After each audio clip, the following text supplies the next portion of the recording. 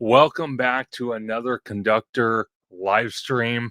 Today, we are going to be talking about the future of the Walt Disney Company with now breaking news that just happened the other day.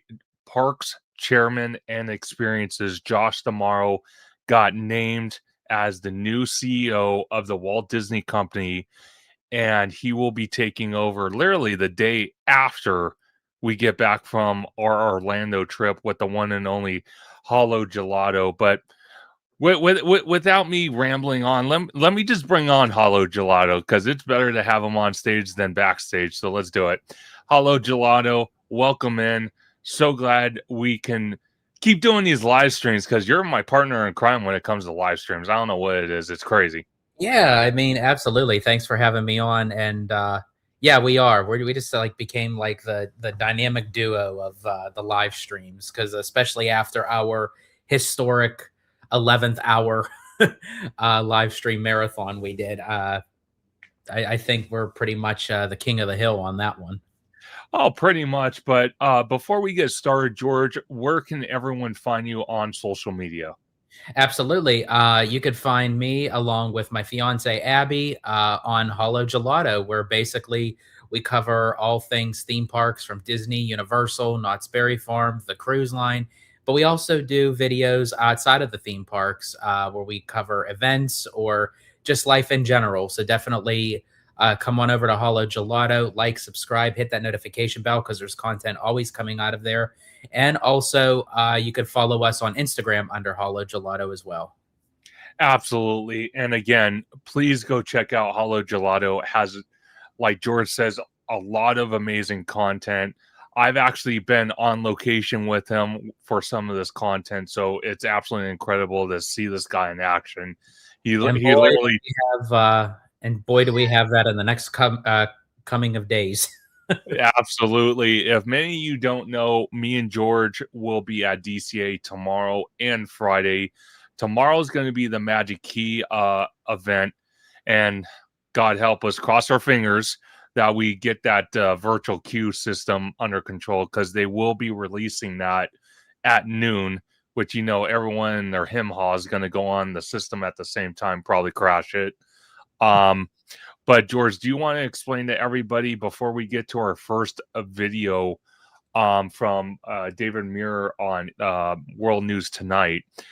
What's the event that's going to happen in the courtyard tomorrow at the Hyperion? If you can let everyone know. Yeah. So as far as the information that Disney has released, tomorrow is going to kick off basically for Disney California Adventures 25th anniversary.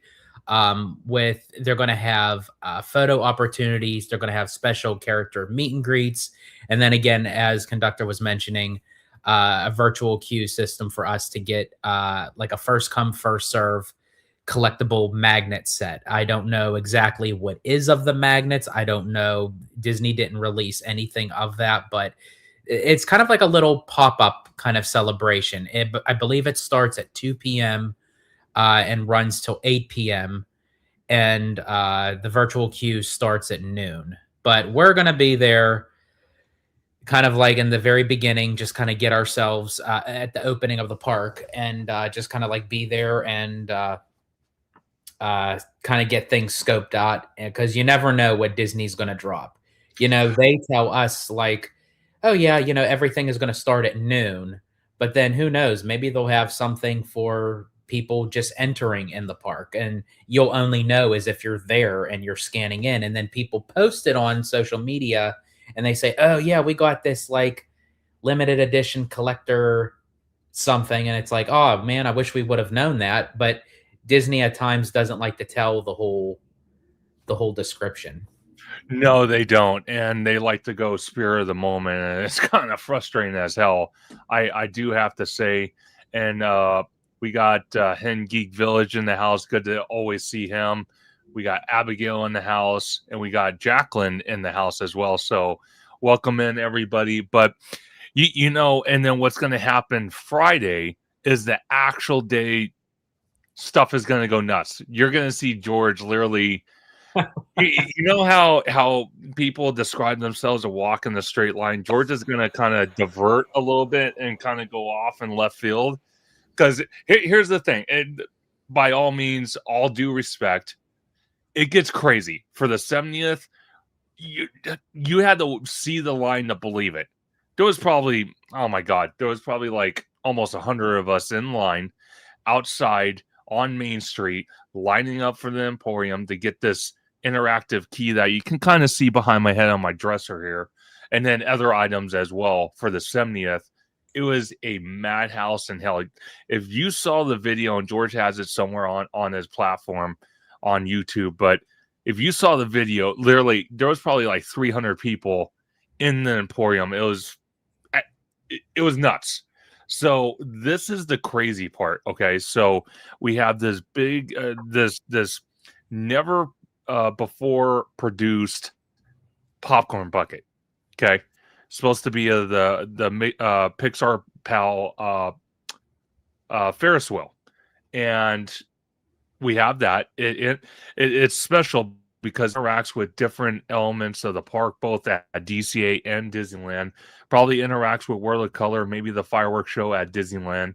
And Then we got it is also worth noting too, folks, that if you are planning on attempting to get this popcorn bucket, it is $50.99. It's not your typical $29.99 popcorn bucket. This one's a little bit more lengthy in price. absolutely, and I'm going to further clarify tomorrow as well, probably with the supervisor or a manager, because I did see on someone's post, I can't remember where I saw it, but on someone's post, I kid you not, it literally said you cannot use discounts. And when I think discounts, I think Magic Key discounts. So I'm going to further clarify that and let everybody know, probably in the post, on my socials, probably on YouTube as well, for anyone that wants to buy it. The best recommendation I could give anybody for the popcorn bucket, not the clothing, not the pins, but the popcorn bucket, it is the mere fact that is to what's the phrase I'm looking for, George? To mobile order it. Mm, That's the best way you could have that's the what I'm gonna best do. chance. Mobile order it. You get 2 per they say customer. I hate using that word. Investor. Okay. Theme park investor. How about that? At least from my words. But they say 2 per customer. Um, but yeah, it's something they've never made before. Like, they've made popcorn buckets never like this, never had interactions like this. So I'm very curious. The shirts, but besides the popcorn bucket, George, because I can ramble on. Besides the popcorn bucket, out of what we've seen so far with the clothing, with the pins, the popcorn bucket, but minus the popcorn bucket, what other item do you honestly think is going to be a challenge to get? I think it's. Hmm. I mean, it very well could possibly be the pins because from my experience from past events, including the Disneyland 70th, they're going to hold the pins on the back counters during up at the registers for checkout. So you're going to have people that are already going to be getting in line just to get the pins, not to mention the people that already have things in their hands that are going to be going into checkout. And then once they get up there, they're going to say, "Oh, can I have those pins?" You know, Absolutely. I think Because the pins are going to be the problem. no, the pins shouldn't be the problem because they're going to be behind the counter. George and I kind of concluded that because people, sorry to say, can't be trusted. So those have to be behind the counter. So we'll have to wait and see. But I'm just going to catch up on some comments before we play this video. We got Mound Lizelle in the house with a $4.99 super chat. Have a good live, fellas. Always a great supporter. Mound Lizelle of Hollow Gelato and Theme Park Conductor. We got Shane Norani. They mentioned it is really our fault. We should have known the announcement come after the earnings call. That is how they have been doing it recently. Well, actually, the kind of answer that question, me and George actually thought they were going to announce it during the earnings call, but they didn't. So we got Chris West in the house. He says since they sell them at the popcorn kiosk, no discounts there. Yeah, that's kind of that's kind of a disappointment. Kind of sucks, but hey, what can you do? That's Mhm. Disney for you. Ryan C. Vlog says, "What's up, guys? Do you guys think now that Josh is CEO, he will want to start with a bang and have a big D23 in August and make his mark?" George, I'm gonna have you answer that. Yeah, I'm Ryan. I'm very glad you actually brought that up because I was actually going to bring that up during this conversation. This is going to be a very interesting. Now, this D23 is going to be very interesting. I was skeptical before with it because I thought, well, especially with the parks presentation, we're going to get like updated stuff and to things that are already announced. They're not going to go a full big announcement like they did back in 2024. And that still may be very true. But now this one, more so, Josh is not going to be our MC. He was at the last one because he was chairman of the parks. By the time we get into August, he will already be stepping into his CEO role. So this D23 is going to be very crucial for tomorrow Absolutely. because it is now going to be on his watch, not Iger. Even though Iger is still going to be here till the end of the year, December 31st, 2026, all eyes are going to be on tomorrow. Yeah. So, and it's also going to be all eyes on whoever is replacing him for chairman of the parks. So they still A- haven't made that announcement yet. So Absolutely. this is going to, so I don't know if he's still going to play transitional mode where he's still going to be the master of ceremonies for parks while he is the CEO.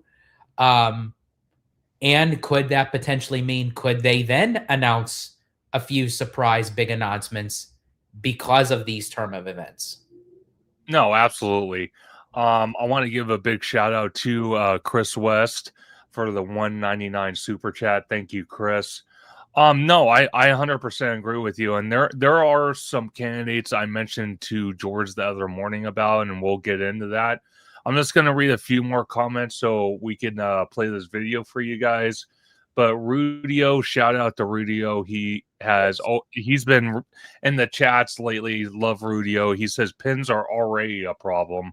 Then he says, saw a TikTok this morning of people fighting in line at the pin booth by the Lego store in downtown Disney. Mhm. Um, and then Ryan Steve Vlog says, I agree, George, because the traders make fake counterfeit pins. Shane Narani says they probably didn't want all the questions being about the new CEO and the new CCO. Chris West says if the place doesn't have a kitchen attached, they don't give discounts. For example, Tropical Hideaway. Um, that's that's very true though. Chris West also asked, "Do you think Ken Potrock gets his position?" Well, we're going to get into that because there's several candidates I have. Alexander Wilson says, "I think the first big announcement will be after the Super Bowl, which will be selling ESPN." I don't think they're going to sell ESPN because they just had a lot of amazing discussions about that during the earnings call. So I don't think they're going to get rid of ESPN, um, at least in the near future. They have too much invested with ESPN and sports are kind of hot. I want to give a big shout out again to Mound Lizelle for a 4.99 super chat. She says, I hope we get an announcement on info regarding D23 ticket sales, dates, and cost of packages. Any thoughts on when they might do that, George, before we play this video? I think if history is going to repeat itself from the last one, now what they did the last time, because tickets went on sale March 26th. And when they announced all the info on that, it was only a week prior to Sure. that. So they only gave us a week to figure out what we were doing. So there is a possibility. And the D23 fan event was August 9th, 10th, and 11th. So now it's going to be the 14th, 15th, and 16th. So if they sold tickets on March 26th, I'm assuming it's going to be around the same time. It's probably going to be late March, early April. And I really wish we would get news sooner than later. But again, if history repeats itself, they're only going to announce it a week before the tickets actually go on sale. No, 100%. So we'll have to wait and see because the D23 ticket system is a nightmare, and I I agree with George. It's not pleasant trying to get tickets. Last comment is Rudio 1. They won't sell ESPN. They have the Super Bowl next year. That's what I mean. They have too much invested with ESPN to even think about getting rid of it right now. So it's going to be years down the road before that conversation ever comes up. But let's play this video that is courtesy from Good Morning America and David Muir from World News Tonight. You know, we sit here in the theater that Walt Disney originally built, and we're all familiar with what Walt did. This new documentary, Handcrafted, really shows just the incredible risk-taking that Walt went through. He leveraged everything. He leveraged his home to build Disneyland in a year. You're sitting next to a man who's led this company for nearly 20 years with significant risk-taking, billions of dollars in acquisitions for Pixar, Marvel, Lucasfilms, 21st Century Fox. And as you sit here, the new CEO, I'm curious what your appetite is for risk-taking and how do you meet the moment? First, you're reminding me that I'm sitting next to Bob Iger, one of the best CEOs of all time. It's a bit intimidating. We know each other well, Josh. We do know each other well. But Bob's a big risk taker. I'm a big risk taker, and that's been true my whole life with how I've approached growing as an individual to how I've approached the business world. And I think you see that on full display today. I mean, just several months ago, we announced a massive expansion in a new part of the world in Abu Dhabi. We did that quickly. We did it ambitiously, and we knew there was a new part of the world to serve. I saw that image of you, Bob, that you posted. Yes, walking on the property that will one day be Disneyland. When Josh and I first visited, we stood on that same property. Okay, just to clarify real quick, this picture right here, we did not see that picture. So yeah, I don't know where. This one we didn't. And when I saw this when they showed, I thought those sneaky cheekies, like because when Iger dropped those photos, it was just of him, but little did we know Damara was with him. So again, they knew this. They knew what they were getting into. They knew who they were all picking for what thing. So when the board said, "Oh yeah, we have a collective vote that we have to do in the next week," yeah, my Aunt Petunia, you know, yeah, well, pretty much. And Shane Narani hits it right on the head. They didn't want to, turn the earnings call into the new CEO and new CCO, Q&A session. They didn't want to do that. That's going to actually be for the, what do you call it, shareholders meeting. Well, that's what I was just going to say. The shareholders meeting, that's going to be interesting because that will literally be day one for Damaro and Dana Walden in their new roles. So that's going to be a very interesting shareholders meeting. And I'm wondering too, now that I'm thinking about it, because I just said like history is going to repeat itself. If the shareholders meeting is going to be March 18th, I'm wondering if that's when either before, during the day of, or maybe a little after, they'll drop the D23 ticket information. Probably, if I had to guess. But we'll have to wait and see. You look at the sand, you look at the place that you're in, and you dream big ambition, and you think, well, we can do this. Let me ask about another bet. Disney recently made news for this billion-dollar bet in OpenAI, artificial intelligence. People at home certainly know about artificial intelligence, the risks, the rewards. It's made some folks, uneasy about where we're headed. It's going to allow, people who are on social media create their own videos with Disney characters from, Star Wars, what have you, from Elsa to Mickey Mouse.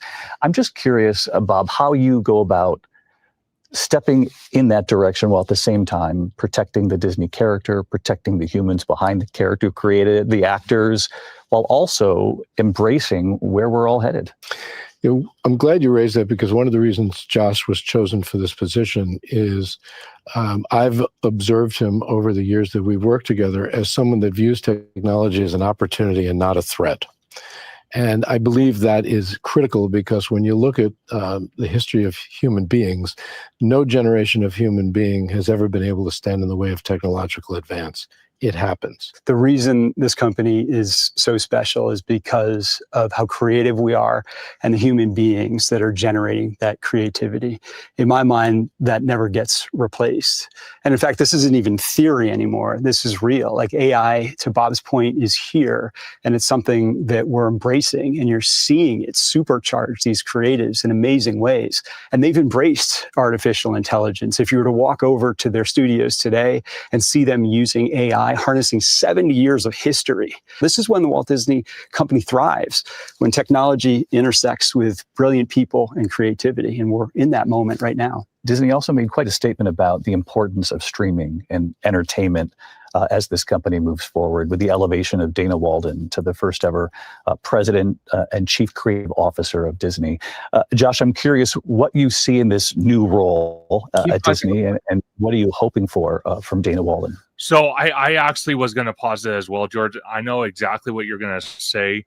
David Muir actually made a mistake, because the president's role was a thing, but when Chapek got named CEO to take over Iger for the first time, the president's role did exist, but Chapek got rid of that role. But go ahead, George. Sorry.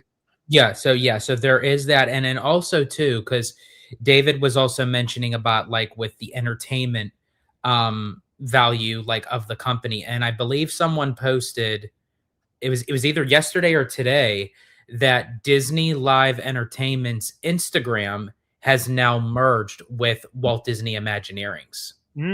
So I think that's very interesting, and that's very telling of how both ends of the spectrum of what DeMaro's role is and what Dana Walden's role is, of how they're just kind of, again, of how even DeMaro said, intersecting together into one. Absolutely. Well, I'll start with Dana Walden. She is an incredibly powerful executive. She's got years and years of experience in this space. She's exceptionally creative, and she's a great human being. So Dana and I have had the benefit of working together for the last 5 years or so, and getting to know each other well. I think that the way this organization is set now, with her as president and chief creative officer, is going to be a very powerful partnership. And I think it's absolutely the right step to continue to push us into this next frontier. As we walk the Disney lot, both men aware of the weight of this role. You joke the weight on your shoulders. Is it a little lighter today? It is. Yeah, you can't just turn the switch off one day on something that you've been so involved with, and it's such an important part of your life. But I'm just looking forward to quieter moments and quieter days and a little bit more, I don't know, room in my life. But we know Bob Iger, it's not going to be too quiet, if I had to guess. And for you, conversely, is the weight a little heavier? Yeah, the responsibility, the sense of responsibility that I have for this role and this company. Of course, I feel the weight on my shoulders. I think I should feel it, but I just feel so fortunate to be in a position to be able to be that next steward for the brand into the next 100 years. Well, 28 years and many more to come. Congrats, Josh. Well earned. Well deserved. Thanks, Dave. Thank you, Bob. So I want to ask you, because it almost, how can I put this? It almost seemed like, maybe it's just me though. It almost seemed like since Iger was sitting there next to him, that Josh was saying all the right things and not really saying what he honestly thought, because obviously his boss is sitting right next to him. Oh yeah, And I he's mean, not, it's you know, and I think it's very human nature that when you have your boss sitting there, you're always going to like turn, because if you go back and you look, Demaro kind of like looks over at times at Iger multiple times. for like clarification, like, am I saying this right? Am I doing this right? Because even though he got the role, he knows what happened with Chapek. And Yeah. he knows that, again, yeah, it is all on his shoulders. So it is feeling the weight, and I still think that Josh has the chops to do something great, but he has to now prove himself. And there's going to have to be a time where Iger, yes, I get it, that he's going to finish up his term. And I know that they're going to be watching him like a hawk, because they're not going to want anything like what happened with the Chapek era, that once Iger is gone, that's it. There's no coming back again for a third time. So I think that is on like the board and the executives and Iger's, mental thinking. But for Josh, at the same time, if you're giving him this opportunity and this role, it's like when a baby bird is ready to fly, you just push him out the nest and let him go, So No, 100%. So it's just, again, I know a lot of people online are not happy about this decision. But to be honest with you, with Dana Walden right there to help him, running the studio side and more of the side that kind of Josh is kind of a little light in knowledge about. I think the company is in good hands. You got the board right there. You got Dana Walden. Josh is already known for taking care of the parks, the cruise lines, the experiences. So I think we're in good hands. The market did take a little bit of a hit, and we'll look at that. I just want to get to some questions before we get to this next video. It's about 11 minutes long, but it's Ed Ludlow from Bloomberg interviewing James Gorman, the board chairman of the Walt Disney Company, and he kind of goes into explanation about why they chose Josh. But I just want to get to a couple comments real quick that popped up while we're watching the video. We got Cal Waves in the house. He clarified. Matt from Town Podcast thinks Disney will sell ESPN to invest money into parks and experiences. He said it would fund a new Disney decade. George, what do you think about that? I really think so. I think Demaro has that kind of mentality, that especially since he is, even right now, he's still considered chairman of the parks or experiences, because he doesn't fully go into this all doesn't go into full effect until March 18th. So for someone who knows the brand of the parks and experiences, for someone who works with Imagineering and everything, I hope that transitions well with him as CEO. Now, people could say, well, Chapek was, chairman of the parks, and look what he did when he became CEO. That is very true, but each person is different. And honestly, nothing against Chapek as a person. I honestly didn't care for him when he was chairman of the parks. Sure. When Tom Staggs left, Chapek was like, oh my gosh, I was like, this is who we get after Tom Staggs. And honestly, I could see a little bit of Tom Staggs in Demaro. Like I could see that tenacity, so I hope that he brings that same kind of energy. But then when they announced that Chapek was going to be CEO, and I thought, oh my gosh, he was horrible as Parks chairman. How in the world is he doing this as CEO? And sure enough, I mean, Chapek got thrown to the wolves. I agree. You know how it was done. It was kind of in a odd, bizarre kind of way, and he did. Being that he was a numbers guy, you know, he came from consumer products even before the parks, but you know, he had to do what he had to do when we had the shutdown and COVID and everything. But I think he went a little bit too gung ho on how much that he was cutting and not really knowing how much he was cutting because we were in a worldwide crisis that no one knew how we were going to get out of it, when we were going to get out of it. So when he saw the golden opportunity, yeah, let's cut this, let's cut this, let's cut this, we'll save here. You know, it kind of hurt us in the long run. No, it did. And to kind of add on to what you're saying, George, is I kind of feel in one aspect, Chapek got the short end of the stick, but on the other hand, he made massive mistakes. Oh yeah, he got the short end of the stick, but he ended up burning the stick. He did, because he really destroyed Imagineering. And Bruce Vaughn was brought back to lead Imagineering, and it's taken a lot of damage control to fix it to what it is today. Again, they won't 100% recover from what Chapek did, but they're in a better spot than they were when Iger first came back 3 years ago.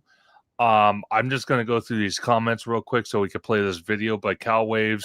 Really quick before you do, go ahead. Because you mentioned Bruce Vaughn, and I just wanted to share this. This actually came from Drew, the Disney dude, and he's commenting on one of his posts. So the original post that Drew put out says, and this is, I guess, from like an article that or someone that interviewed Vaughn. He said, sure. Bruce Vaughn says Josh D'Amaro is a champion of Walt Disney Imagineering, congratulating him on being named CEO. And quote, Josh has been one of Imagineering's most genuine champions, someone with strong creative instincts who truly understand the power of story, place, and emotional connection. I've had the privilege of working closely with him, and I'm personally grateful that almost 3 years ago, he invited me back to lead Imagineering again. It's a decision that speaks to his belief in creativity, collaboration, and the people who bring these worlds to life. With Dana Walden serving as president and chief creative officer, Josh has an accomplished creative leader helping steward the company's storytelling as it continues to evolve across platforms and generations. I'm also deeply grateful to Bob Iger, whose leadership and belief in creativity helped build the foundation where we stand on today. The road ahead is an exciting one, and Walt Disney Imagineering is ready. And that was the original one. And then Drew responded to that post. And I quote Drew. He says, "This is the endorsement Disney park fans should be excited about. Bruce Vaughn is happy about Disney CEO Josh D'Amaro, and that says all I need to know. The future of Walt Disney Imagineering is in good hands." Absolutely. It's in really good hands. I know there's people that we know in our content space that don't agree with that decision. But they, at the same time, when they don't agree with it, they are wishing Josh the best, and I think he's going to be a lot better than Chapek. And honestly, and we have to take this into consideration too. He's not going to be perfect. He's going to make fumbles. He's going to make mistakes, but it's how he gets himself out of it is how is going to perceive. And honestly, as I always say with everything else, you can have your initial upfront opinion. You can have your concerns. You can have your cautions, as we all do. But I say, let's give a full rundown once we actually see him in action. 100%. And I just want to share another comment before we play this video. This is from Shane Narani. She makes a great point. She said a good CEO will delegate and put good people around them. A CEO is only as good as his team. And that's true. That goes for a lot of things, especially in the customer service industry. If you have good management, right? If you have good management that treats employees fairly, gives them creative control and supports them, then the employees that you oversee are only going to do fantastic, wonderful things for the company and their career. So I do agree with that comment. I love that comment. I really honestly do. But here's the video from Bloomberg. George, at any point, if you want me to pause it, because I haven't seen this video yet. So this is gonna be okay. So at any point, if you want me to stop it, just let me know. Sounds good. After a 3-year search, Disney's board and its chairman, James Gorman, have named a CEO successor. Josh D'Amaro will be promoted from being Parks chief to succeed Bob Iger in March of this year. And Mr. Gorman joins us now. Sure. Good morning, Mr. Gorman. Thank you. Go ahead. Okay, this has absolutely nothing to do with anything. I just have to blatantly just say this. Sure.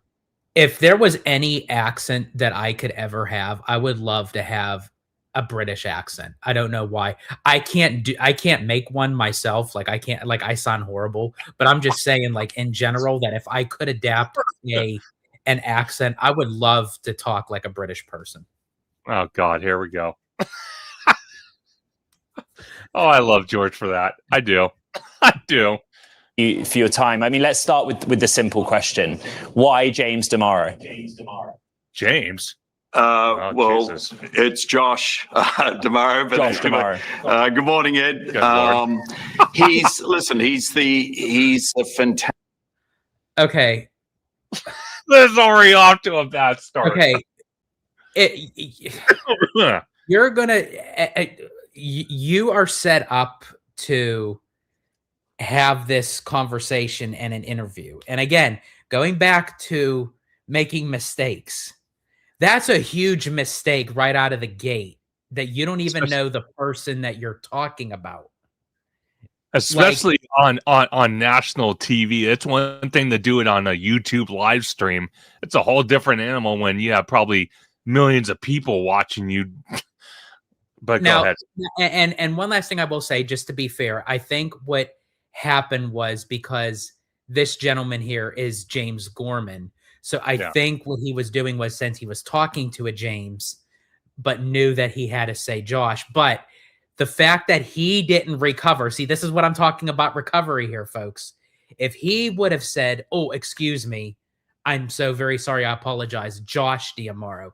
But he just sat there thinking, oh, I said it correctly. And that the fact that Gorman had a correct, and then wasn't there a person that said in the background that said James? Like, who, what was that? Was that actually on the thing, or was that you? No, that was me. Oh, okay. Because I was going to say that would have been hilarious that if someone in the background of their studio while they were live, when they went James. Good God. Fantastic executive. He's strategic. He's run a huge operations, one which Disney is now investing $60 billion of capital into. He has great creative instincts. He has what Bob Iger calls exceptional taste. He's a leader who's operated all over the globe, including the recent expansion that's going to happen in the UAE, which he did with Bob. He's the person for this time. So Josh is just a. I'm so very sorry. This is a comment from MH Reels at the very bottom. Bob Chapek did not support his team. I agree with that. And then also, I feel like his team didn't support him. So that goes both ways. And I think that's where the calamity was. And then how it ties back into this, I think from what we're all hearing of what Iger is saying about D'Amaro, what Bruce Vaughn's saying about D'Amaro, everyone is backing Josh up. So that's a good notion. Absolutely. Standout executive. We looked all over the world, as you could imagine. We wanted to do this right. We wanted to make sure that whoever got the job beat all comers, and he beat all comers. So we're thrilled. Mr. Gorman, what mandatory goals, performance targets did you set Mr. D'Amaro over the term of his contract? Well, we haven't set goals in terms of his contract. He hasn't started. He'll be taking over as CEO at the annual meeting, which is March 18. Bob will be working with him through 2026, guiding and mentoring and helping further develop him. Obviously, he laid out a vision for the board in the various discussions we had, which we had numerous ones. We really got to know Josh and all the other top executives, Dana Walden, Alan Bergman, Jimmy Pitaro, just a tremendous group of 4 executives we had to consider in this process. And, over time, we'll work with him as he settles into the job to lay out what the right strategic moves will be and how we're going to measure ourselves against those. So I'm highly confident in Josh and the team working with him. Mr. Gorman, there was reporting that Mr. Iger confided in those close to him that he wanted to leave Disney before the end of his contracted term. To what extent did that push the board to move up its succession timeline? Yeah, I think firstly, let's just talk about Bob. I mean, he's had effectively 2 careers at Disney. The first was an amazing 15-year run where he did deals that, nobody else on the planet could have done, frankly. He worked with Steve Jobs, with George Lucas, with Rupert Murdoch to buy a bunch of studios, which we now oversee 7 studios, which Alan Bergman has been overseeing, by the way, produced under Alan's leadership and working with Dana, and has produced over $6 billion movies in the last 2 years. But Bob did a phenomenal job. When the company got in trouble, and it was before I joined the board, they invited Bob to come back. And really, there were 2 mandates for him. One was to get us through the very difficult post-COVID period and the changes taking place in the linear space with what was going on in streaming and now what is going on in AI. He did that. He really got the company fit for purpose. The second was to make sure if we were to go internal, that the lead executives, and we had 4 of them to consider, would be ready for prime time if and when we went in that direction. We ultimately did. So Bob came to us a little while ago and said, they're ready. I mean, Josh is ready. He's ready to take over. If the board's will is to move on this, I want to step aside and I want to work with Josh as a senior advisor, stay on the board through the end of the year. It's not about the length of the contract that he was under. It's about his role as CEO and then as mentor for the next CEOs. So hats off to Bob. It was very selfless. And frankly, it's what's great for the company. Did you consider Bob Iger continuing on in a co-chairman capacity or a chairman emeritus type role? I appreciate that there is an advisor agreement here, but does that have a definitive end? Yeah, Bob will stay as an employee advisor and board member until the end of 2026, and then he'll step off the board. He won't be an employee. He'll continue to consult to the company, consistent with what former executives do. I'm doing that at my former institution, Morgan Stanley. But no, we were not, Bob was not interested in remaining as a chair or co-chair. We needed a completely clean start here, which is what we're having. He'll be there to support and mentor, and we have the right structure for the future. So we're thrilled. And, you look at what's going on now that we've appointed Dana also as president and a new role, chief creative officer. That's to ensure that the leadership team at the heart of this company is creativity and storytelling. And it's to ensure the leadership team brings their absolute best every day, leveraging our IP, telling stories across all of our properties, whether it's cruises or parks, our TV, our ESPN platform, and obviously the studios. Right. So we're set for the next decade. I'm very excited about it. Mr. Gorman, ultimately, you went with Josh D'Amaro for the CEO role. In promoting Dana Walden to the CCO president hybrid role, how conscious were you of keeping her, giving her that title to ensure she stays at Disney long term? Oh, my goodness. If you don't want to keep talented executives, there's something wrong with you. We had an embarrassment of riches. We have, as I said, Jimmy Pitaro, who's run ESPN, is a fabulous executive. Alan Bergman, who's run our studios businesses at 7 studios, has done an unbelievable job. Dana, obviously, incredible executive with a long history in Hollywood, in the industry. And Josh, we want to keep all of them. And I believe we will. I mean, I think this is a win-win for everybody. And I couldn't be more excited about it. So yeah, absolutely. If you have talent, you want to keep them. Finding talent, developing talent is really hard. So when you got it, you do what you can to retain it. Well, Mr. Gorman, it seemed like a four-way playoff, right, of internal candidates. In that vein, how concerned or otherwise were you about keeping Jimmy Pitaro and Alan Bergman at Disney long-term too? Well, it was more than four ways. We really approached this. And when I say we, the board, we had a succession planning committee, and I was honored to serve with Calvin McDonald, Sir Jeremy Darroch and Mary Barra, who were the succession planning committee. Then we quickly moved to full board engagement, and each of the other directors played a meaningful role in this. And I couldn't be more grateful for what they did. But, we decided early on, we wanted to look at all comers. We had a list, my goodness, it must have been over 100 people initially that we thought about, we considered, we evaluated. We ended up talking to several executives outside the company because I wanted to be sure, we all wanted to be sure that whoever got this job got it on their merits. They had beaten anything that was presented from the marketplace, and we had the best possible candidate. So that included external, it included internal, and included the four that you talked about. And I think all of them are very important to this company, and we're honored to have them in critical roles. Mr. Gorman, in May of 2019, I was sat opposite Bob Chapek at the opening of Star Wars Galaxy's Edge, right? And at that time, the parks chief, by February of the following year, he was CEO.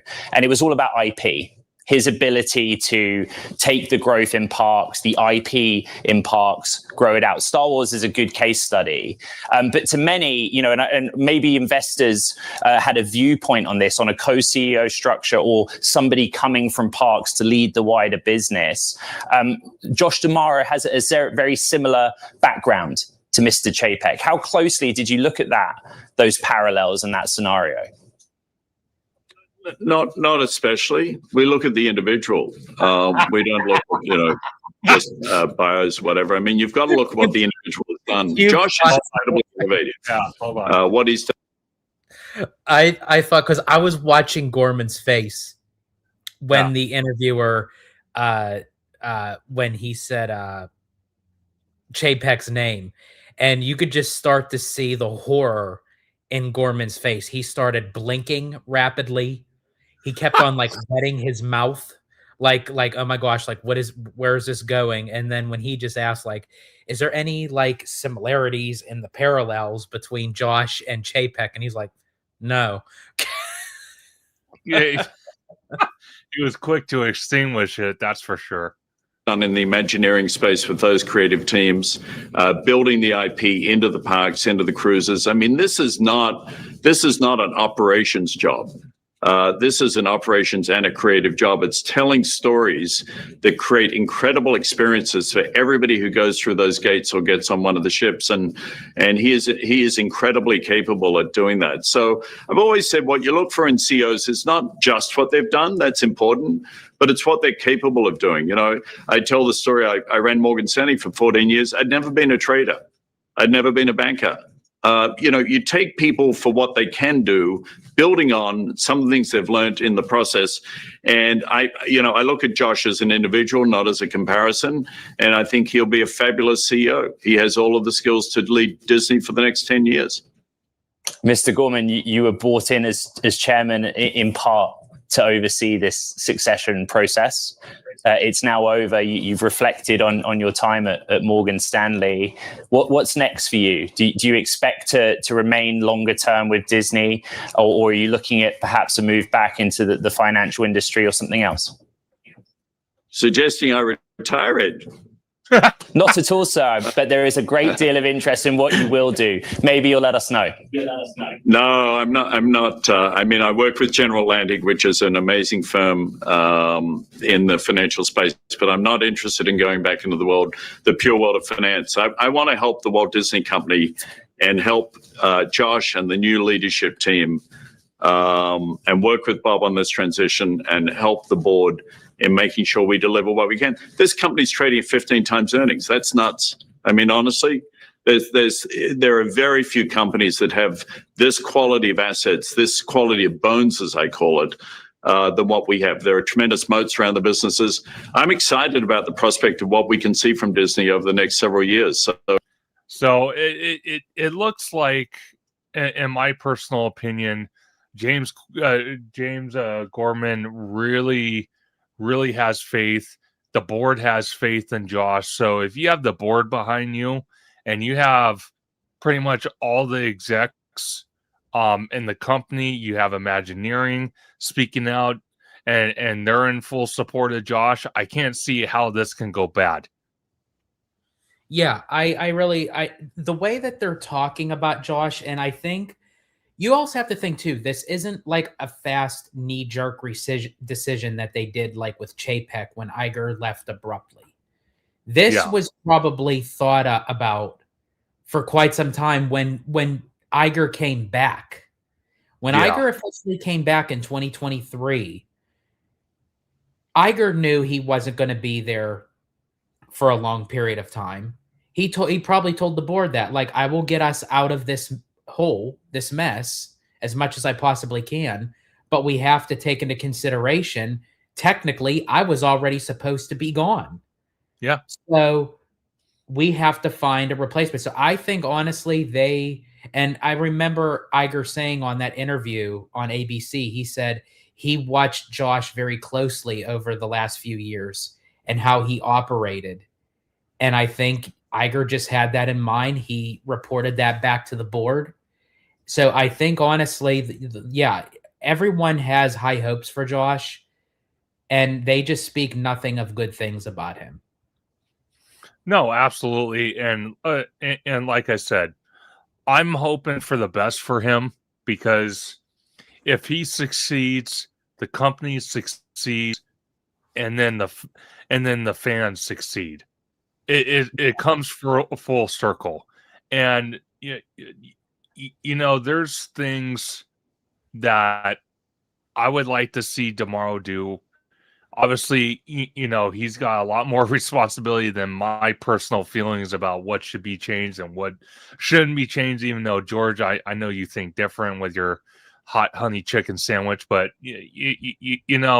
my whole thing is... Oh, I'm telling you right now, if history repeats itself with D23 Day at Disneyland, if I'm going to be chasing him back down Main Street, I'm going to say, Josh, literally, you got rid of 2 of my favorite sandwiches. Not him directly, but the company, the parks. Yeah. They got rid of 2 of my favorite sandwiches. Can we get them back, please? Especially the hot honey chicken sandwich. Hey, but you do have to remember something, though. Now that he's going to be CEO, and at that time he will be the CEO officially, he's going to have a couple more security around him. So it's going to be hard for you to run down Main Street and plow through that.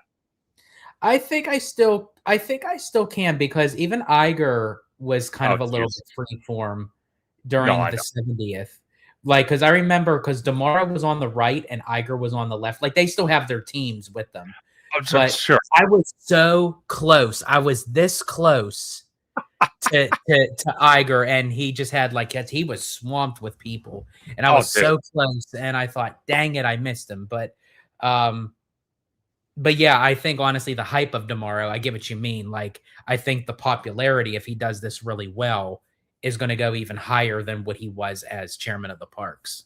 And that's something. That's something I'm super excited for, because I know I mentioned earlier in the live stream that I do have some candidates for his position. So I just want to read this for everybody, and George, you can chime in on this as well. You actually brought this to my attention. This article is from a blog Mickey, but I went to this specific section because it says Damaro base salary as CEO will be $2.5 million per year. This is the exact same amount as former Bob Chapek, but more than $1 million per year salary that current CEO Bob Iger collects. From there, Damaro will receive a one-time long-term incentive award with a target value of $9 $11,705,000. That brings his compensation package up to $12,205,000. But we're not done there. It says tomorrow will be eligible for a long-term incentive award of $26,250,000 for each fiscal year that he is CEO. Each year, the compensation committee committee of the board will be able to adjust, increase, or decrease that amount based on its evaluation of tomorrow's performance. Iger long-term incentive award is currently $25 million. Whereas Chapek had a long-term incentive of $15 million. Tomorrow total compensation package totals $38,455,000 for his fiscal year as CEO. In 2025, Iger collected $45.8 million. In 2024, Iger collected $41.1 million. In his nearly full first year back with the company in the fiscal year of 2023, Iger collected $31.6 million. God, that guy roped in some money, but he had to do a lot of damage control too, so I get it. Additionally, Damaro will be eligible for an annual performance-based bonus worth up to 250% of his annual base salary. That would be up to $8,750,000 in annual bonuses. Damaro top line bonuses of 250% is actually less than the 300% that Chapek was entitled to, but more than the 100% bonus that Iger currently enjoys this year. Josh Damaro takes over the CEO of the Walt Disney Company on March 18th. So I find this very, very interesting. Okay, so right here it says Damaro top line bonus of 250%, and Chapek's was 50% more at 300%. Do you think it will go up 300% with due time and maybe even past Chapek? But it all really depends on his progress as CEO and his decision making. I honestly, right now, I do have faith in Josh that there could possibly be a record breaking of that number. And I think that he could potentially surpass Iger with those numbers if he does everything well. I'm not saying perfect, but and I'll actually run some things down the list of how he can surpass to get that those numbers. But I just want to jump over to the chat real quick. Sure. We have Big Samus in the house. He says Westcott, and that is actually one of and then Big Samus continues, George, you need to wear a Damaro fan t-shirt. I saw some on Twitter. I swear I will definitely get one of those t-shirts. Oh, you have to. That if anybody wants to super chat me so I can get a slew full of different ones of Damaro shirts, I will wear them in the park. I will, and I swear if I find him, I want a selfie with that shirt. Hey, I'll second that. I will second that. And then also to so Big Samus mentioned Westcott, and whether or not that they do Westcott, but just primarily the third Disneyland gate at the Toy Story lot. We're already kind of seeing moves with that, even though Disney didn't confirm that. But with the art bus system, that is actually going to be ending. I believe when is that ending? Is that ending? So that's ending March 31st, and April 1st will be the first day that they are non-operating.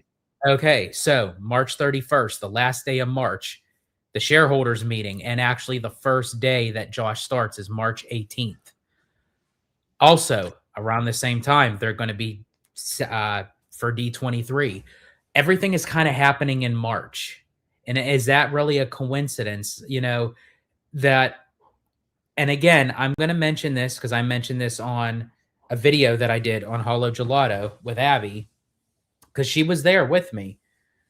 when we were there for my birthday at the timeshare, we spoke to an employee who obviously works in that area, and he said to us that the bus system next year is going to be discontinued. And this wasn't announced yet. But he told us that, and he said for a new theme park from Disney and a new hotel. Now, surely that was information that he shared with us that he probably shouldn't have. Because now the news is starting to come out now. But the fact that he said it's for a new theme park and hotel by Disney, I mean, again, things could be misleading, things could be misspoken, but I don't know. I think that Toy Story lot is destined to be the third gate, and I think getting rid of the bus system is the umbilical cord, if you will, to start that process. No, but why would they be doing this now? Right as tomorrow? I mean, that's a huge move. If tomorrow mentions the fact that the Toy Story lot is going to become a third Disneyland gate. Also, a couple other things, really quick, just down the list, and then you can respond to them. Disney getting rid of, Disney under the guidance of tomorrow, getting rid of the reservation system, going back to traditional fast passes. Maybe not like, I miss the paper ones, but even if they give it to us digitally, but just treat it as if it's the paper fast passes. Give us more incentives with our annual passes. You know, I think if he does bring back Magical Express, I think if he did things like this, oh man, that percentage of 250 would spike up in a minute. Because it's not appeasing the executives, it's not appeasing the board, it's appeasing us fans, or as you say, investors, the consumers, you know. So, and then if we're happy, then that makes the company happy, that makes the board happy, and essentially that gives the higher percentage to tomorrow. No, 100%. So let me start with the art buses that you mentioned. Do I think it's a coincidence that they're going away literally almost 2 weeks after tomorrow takes over? No, that's not a coincidence. I honestly think, and Bricky actually brought this up when I had him on a live stream, was that he honestly thinks that the Toy Story lot will be touched before the Simba parking lot. Oh, I'm sorry. I know that Bricky said that, but I'm gonna toot my own horn. I'm sorry. I said that prior to him. That was my major thing, because when you have the rotation of them doing what they're doing right now with DCA, they're not going to do DCA on top of DCA. They're going to complete Avengers, they're going to complete Coco, and they're going to complete maybe Avatar. Let's just say maybe. Yeah, maybe.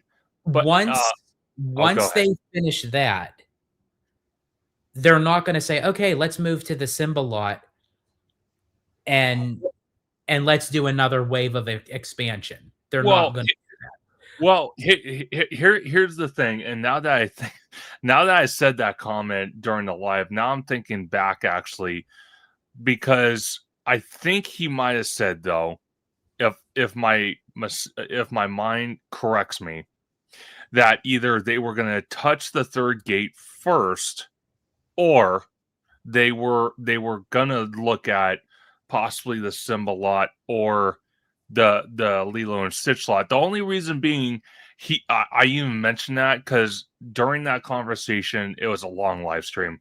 During that conversation, he did say that not as long as ours, though. No, not as long as ours, but a fraction. But it was long. Yeah. But he happened to mention that the third gate, a lot of what we might see for that third gate, attractions, pavilions, because we all kind of feel like it's going to be a small version of Westcott. We all kind of feel that in a way, but who knows? IP is going to probably be sprinkled in there, but maybe Josh goes a Can different you route. possibly bring up the I mean, this is an old, not old piece of concept art, but one of the original possible, like when they were promoting Disneyland Forward, when they were showing the Simba lot, where it kind of looked like Disney Springs Sure. thing. Because actually, the fact that we were talking about Westcott, I do want to showcase this, but in order to do so, I think it's best to show it off. Are you talking about the concept art for the third gate, or just all of the Disneyland Forward? Just the Toy Story parking lot. Like there was a piece of concept art that they showcased. Give me 1 second here. Why? Stupid subscriptions. Hold on. Oh, and just so you know, the reason why I challenged that comment towards Bricky is because he gives me shit for how I pronounce Coco. So I wanted to give him a little something back. Oh my gosh, here we go. Give me 1 second. I'm still trying to find an image that's not under a paywall here. Bear with me. Because there's plenty of pictures. It's just, I don't know why, but they want to be under a paywall. Why? I don't know. Okay, well, let me see if I can. Yeah, because it was like an older. Yeah, it's on Google. It's just, yeah, it's under a paywall though. It's stupid, like LA Times or something like that. Okay, here we go. I think I got it. Okay. Oh, you got it. Okay. Let's see if I can. I'll share your screen if you want to pull it up. Yeah, sure. But you're not wrong. But what he was hinting at while you do that, okay. So what he was hinting at before you go into your breakdown is that this third gate, we can actually see attractions from international parks. So he was also saying that we could be another 5 to 10 years away from them even touching the third gate. So he was saying that in the meantime, we finished the Avatar, Jesus. We finished the Avengers attractions. We finish the Eastern Gateway. We finish Coco. We finish, or at least we're halfway through Avatar before they even touch this or even consider touching it, or even just touch the Simba parking lot or the Lilo and Stitch parking lot. Because he thinks, from what I remember, he thinks this is minimum 10 years. Because we all kind of, and George, please correct me if I'm wrong, but I think he was saying, or you were saying, that this is part of a 30 or 40-year plan. Yes, Disneyland Forward is literally a 40-year project, so to speak. There's not one individual thing that claims to be Disneyland Forward. So everything that they will be doing, whether it's in the current parks, building a new park, updating Downtown Disney, more hotels, more restaurants, is all going to be part of Disneyland Forward for the next 40 years. 100%. But go ahead. Sorry. No, you're fine. But no, I definitely agree with Bricky. Actually, I do. I think honestly, 10 years, I think sounds about right. Now, when he said 10 years, did he say like start on it or like completed? Do you remember? Well, I think again, if my memory serves me correct, I think he said started.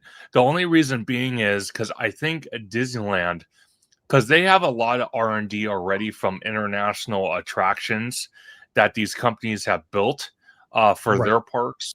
But I think I think the Disney company wants to see what Abu Dhabi comes up. And I was just that's what I was getting to my point. You just literally took the words right out of my mouth. I think I agree with Bricky that if he did say start in 10 years, I think so. I think that's going to be, because again, this is a 40-year project. If they do everything right now, as much as we would love for them to do it all right now, Sure. What are they going to then do in the many decades to come? They have to stretch this out. So I agree with Bricky in that statement, because one, that gives some time. And here's the thing: you don't always want to constantly see construction walls up every time. You No. have to give some breathing room. So that's even another thing. Once they're done with Coco and Avengers, I'm going to leave Avatar out for right now, because, Sure. and we could even get into that, because that's a whole nother can of worms. Especially with Coco, and that's over by the pier, which essentially is eventually going to lead over into the bridge that'll cross over to the Simba lot. Sure. When they open Coco, that's already. See, I could just see Bricky just making fun of me right now. Like I'm assuming the way that I'm saying Coco, he'll probably diss me for it. But they're going to want to have that open. Can you imagine doing another round of construction? Because that's going to even be a longer process to build that bridge. Can you imagine that construction literally right after Coco opens? And it's going to be a fan favorite. It's going to be packed over there. Yeah. They're going to want some breathing room in between. Well, that is DCA to be fleshed out a little bit. Sure. Then I would say, to Bricky's point, go over to Disneyland, do anything like add an attraction, maybe update something with Galaxy's Edge, add an expansion maybe to Fantasyland, maybe do something with Tomorrowland, God willing, or do something with the Lilo and Stitch parking lot. Then I think by that time, and then give a little more breathing room. And then I think then you can then look into for the Toy Story lot. Well, the third gate. And then after that, then the Simba lot. I feel like the Simba lot is going to come kind of last in that sense. Well, that's something I was going to touch upon. Do you think it's possible that what do you call it? They start work on the Toy Story parking lot the same time they touch the Simba parking lot? Like hit the ground running, like as soon as. Yes. Because I think so. I really do. I actually agree with that, because I don't think they're going to just build a bridge and then say, okay, now we're going to work on something. I think they're going to have a purpose why they're building that bridge. Well, see, that's exactly what I was getting to, because if you look at the concept art from the bridge that's going over harbor, that's coming from the Eastern Gateway parking structure, and do keep in mind, folks, this parking structure is going to have 6,000 spaces. That's like 2,000 more spaces than Mickey and Friends and Pixar Pals put together. So that's 2,000 more spaces. Okay, so my whole thing is, if you look at that bridge, though, we're going to see multiple bridges of this magnitude going different directions. You'll have one going over harbor, then you'll have another one going from what I think. So let me ask you this, because this is something I didn't know. Bricky's idea about this is that he honestly thinks, and I respect his opinion 100%, is that the Garden Walk is going to be an extension of this third gate, possible Westcott idea. Or do you think it's going to be I think hotel like the Contemporary? No disrespect to Bricky, but honestly, I agree with your idea of it being for hotels. I think the placement of Garden Walk is a very strange structure to have a theme park. Yeah, I again, I love all the different opinions, but when you look at it, I'm going to pull up Google Maps here. When you look at it, it's just. Hold on. Let me. And before you actually take that off, really quick, and you can get to your thing, but I just wanted to showcase this really quick, because a lot of people were saying this could be a West Coast Disney Springs. Sure. And maybe we're looking at it at a wrong angle. Now, again, this is an early concept art that This isn't accurate. So folks, so just remember, this was a piece of concept art that was supposed to get the city of Anaheim on Disney's side to grant them the green light for Disneyland Forward. So definitely take this with a grain of salt. But if you actually look at this piece of concept art, we're thinking West Coast Disney Springs. Sure. But when I went back and I looked at this piece of concept art, I'm kind of seeing a little bit of a West Coast World Showcase. That's exactly how I see it. And one thing, I don't know if I said it during the live stream to Bricky, because when he originally did the video, we didn't play the video all the way through because we were already hitting the 4-hour mark during our live, was that if you watch his entire video on the third gate and his ideas about it, he said the center, he's like, they're going to leave that empty. I'm like, that's kind of weird just to leave it empty and maybe have like a booth or something right there. Personally, I'm not saying we would get a spaceship Earth because that's totally ridiculous. That's a copy and paste, and I hate that. But the other idea we had for Westcott is like this big giant spear, and that was going to be our version of Westcott. I'm going to actually see if I could find a picture of that, but he kind of thinks that center area surrounded by water is going to be vacant. I'm like, that's just weird. Now, he did say, though... Are you saying that like it was supposed to be like the replica of... They have it done Epcot. It's not, obviously, it's not Spaceship Earth, but it's the thing that's in front of Epcot. It's like that crystallized... God, I forget the name of it. But really quick, I just want to give a shout out to David that's in the chat. Welcome in, David. So glad to see you. Yeah, we're doing fine. We hope you are well as well. And then, of course, we got Amusement Park Pirates. Welcome in. Let me see if I could pull up that. Oh, lovely. It's hard to find it now. Let me see. Let me see if I can find it. I might be 2 for 2. Hey, okay. I think I kind of found it here. Hold on. It? Yeah, I did. Okay. This is only like just looking at the spear building, but this is what I'm talking about right here. Hold on. Pull it up. Like, I'm going to pull up multiple pictures, so bear with me on that one. Let me see if he has a better picture than that. Okay. This is a good... Why did I do that? Stupid. Okay, I'll just leave it there. Let me share my screen real quick. Okay, here we go. Okay. This spear building, you see that? That would be our version of Spaceship Earth right there. That. Okay. I think I see. Okay. So this is what Westcott was supposed to look. See how the big giant spear, and we don't have, that what Epcot has. This would be our West Coast version of Epcot, but obviously Westcott. But now, do you think they would still go that route if they have no futuristic part of that park? If it is solely World Showcase, would they go that route? That's a good question. I mean, I like that. I think that would be a great centerpiece. Yeah. I'm just wondering if they're not, unless they do incorporate some kind of futuristic side to it. But see, that's the problem they're having with Tomorrowland now. And even Epcot is having issues. That's why they don't call it Future World anymore.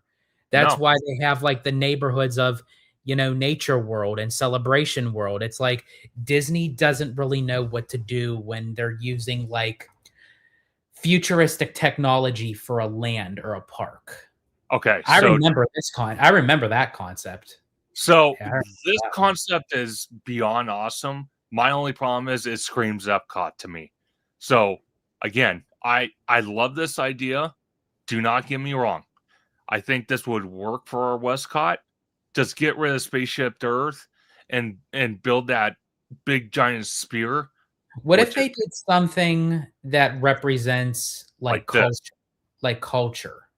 Because if it was strictly for World Showcase for, and maybe not countries, but like even if it was continents or something, like what if they did something, I don't know what you would do, but like maybe like a giant, Well, I don't know. I'd have to think about that. yeah. But Well, it's to oh, sorry. that early piece of concept art. I mean, I know people were thinking West version of Disney Springs, which I hope to God, if Tomorrow wants to get wins, do not waste 75 acres on a West Coast Disney Springs. No, Please do not do that. no. Well, I don't think personally the way malls are dying out. I hope that's not his direction. I would honestly hope so. But one of the things that wasn't in that ABC clip, and I think it was either on that clip or it was in a statement by Demaro himself, was that he is going to also look at bringing back original ideas. So I don't know what in the hell that meant, but this could be part of that. Maybe. There was a statement by him somewhere online, and George, if you find it, let me know, and we'll share the screen. But I think it came out of his own mouth that was in an article that he stated that he was going to revisit original concepts. He was going to bring back original things for the parks. So I don't know where that statement is. If anyone in the chat knows where it's at, send it to me on my Instagram in the messages, either to me or George from Hollow Gelato. But I almost have like a 99% sure there was a statement put out in the last couple days about that. But you know, this would not be such a bad idea. My only problem is, okay, so let me go back to Google Earth. Well, not Earth, but maps. I know it looks grainier than shit. Sorry. Is that this is the Toy Story parking lot right here. Mm-hmm. And where I'm talking about and where Bricky's talking about, Garden Walk right here. Right in the middle. Right across Catella right here. And then Yes, if they wanted to if they wanted to combine that and maybe like add a bridge across Catella. Well, that's what he was talking about, and then probably buying up these hotels, but instead of getting rid of them, Disney would repurpose them into Disney resort hotels. Oh yeah.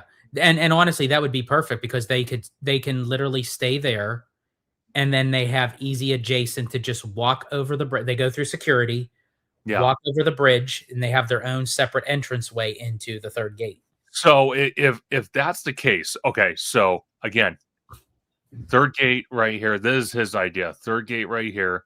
For what I understand, this would be part or extension of the third gate right here, and then possibly up here and maybe over here, maybe. This corner, though, if I'm not mistaken from what he said, and I'm probably hosing it up. And really quick before you finish that, hold your thought, please. The parking lot that's behind that, is that the parking lot to the Garden Walk? What is that?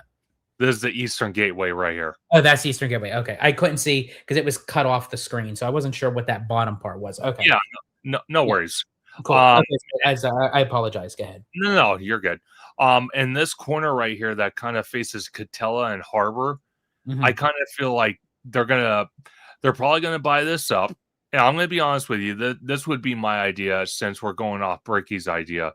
I would tear down this whole corner right here and build a really, really nice hotel and have an entrance go right into the third gate. Literally.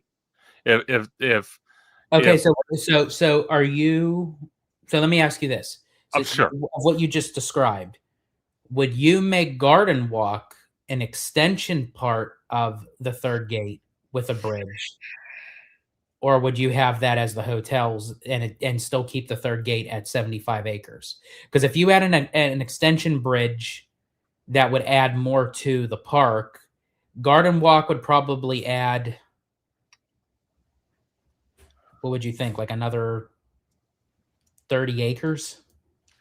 I think I'm not exactly sure how big Garden Walk is, George. If you can search that on your phone, I'm not sure if they would do that because if you're looking at it, quite frankly, it's skinny. It's Yeah. extremely skinny. What I would rather see, since again, this is going to be a 40-year project of Disney with partnership of the city of Anaheim, and the fact that the Angels, the MLB team, is possibly eventually going to move from their location to a new location because their stadium's old, and they're basically putting band-aids on that stadium at this point. If they tore down Angel Stadium, again, just keep this in mind. This is the third gate right here. Okay. If we go across Anaheim here, this is Angel Stadium right here. This is how big this footprint is. So just keep this in mind. This is Angel Stadium and the humongous parking lot that Angel Stadium has.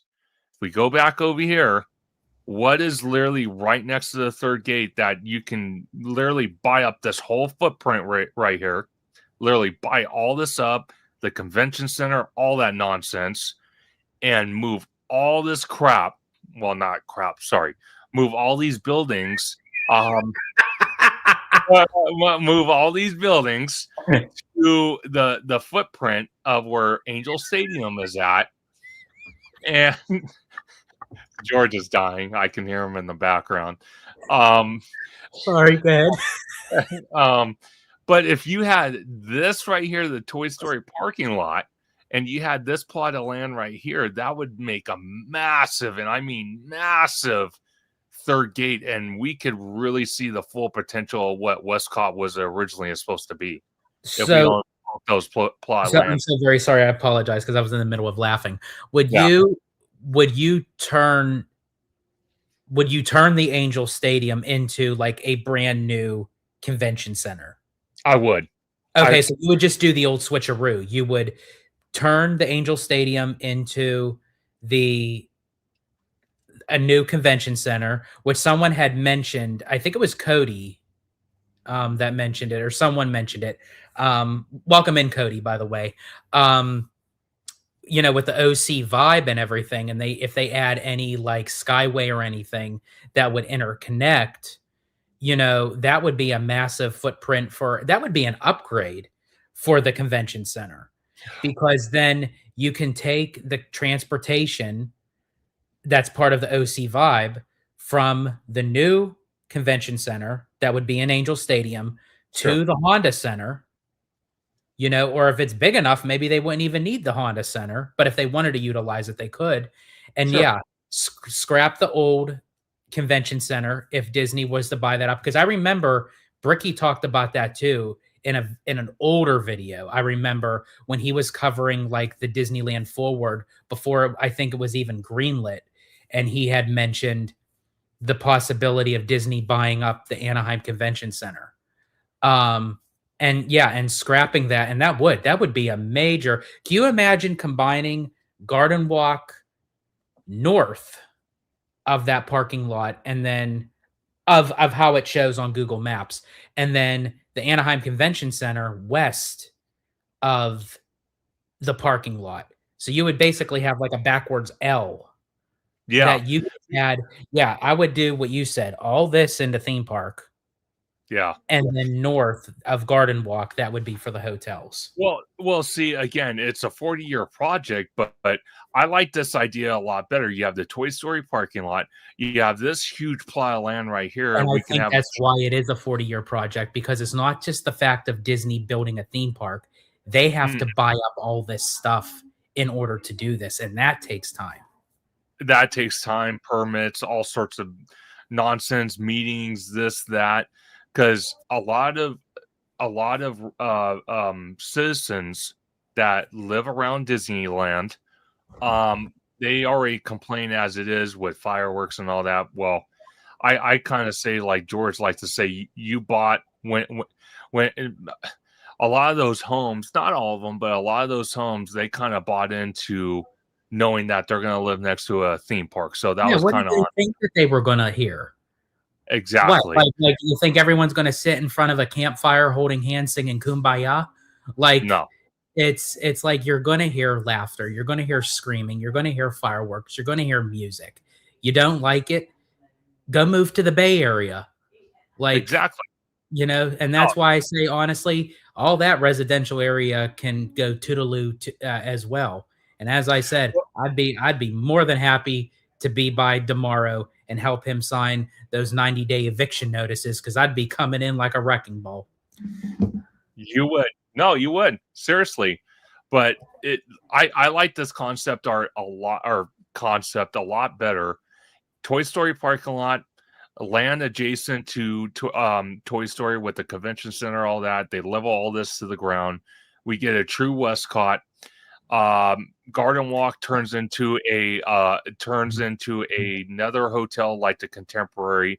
The monorail gets extended, and literally Angel Stadium goes away, gets relocated, which the team has been talking about for years and years and years. And this massive footprint turns into a newly designed convention center with more entertainment space, more restaurants, more low income housing.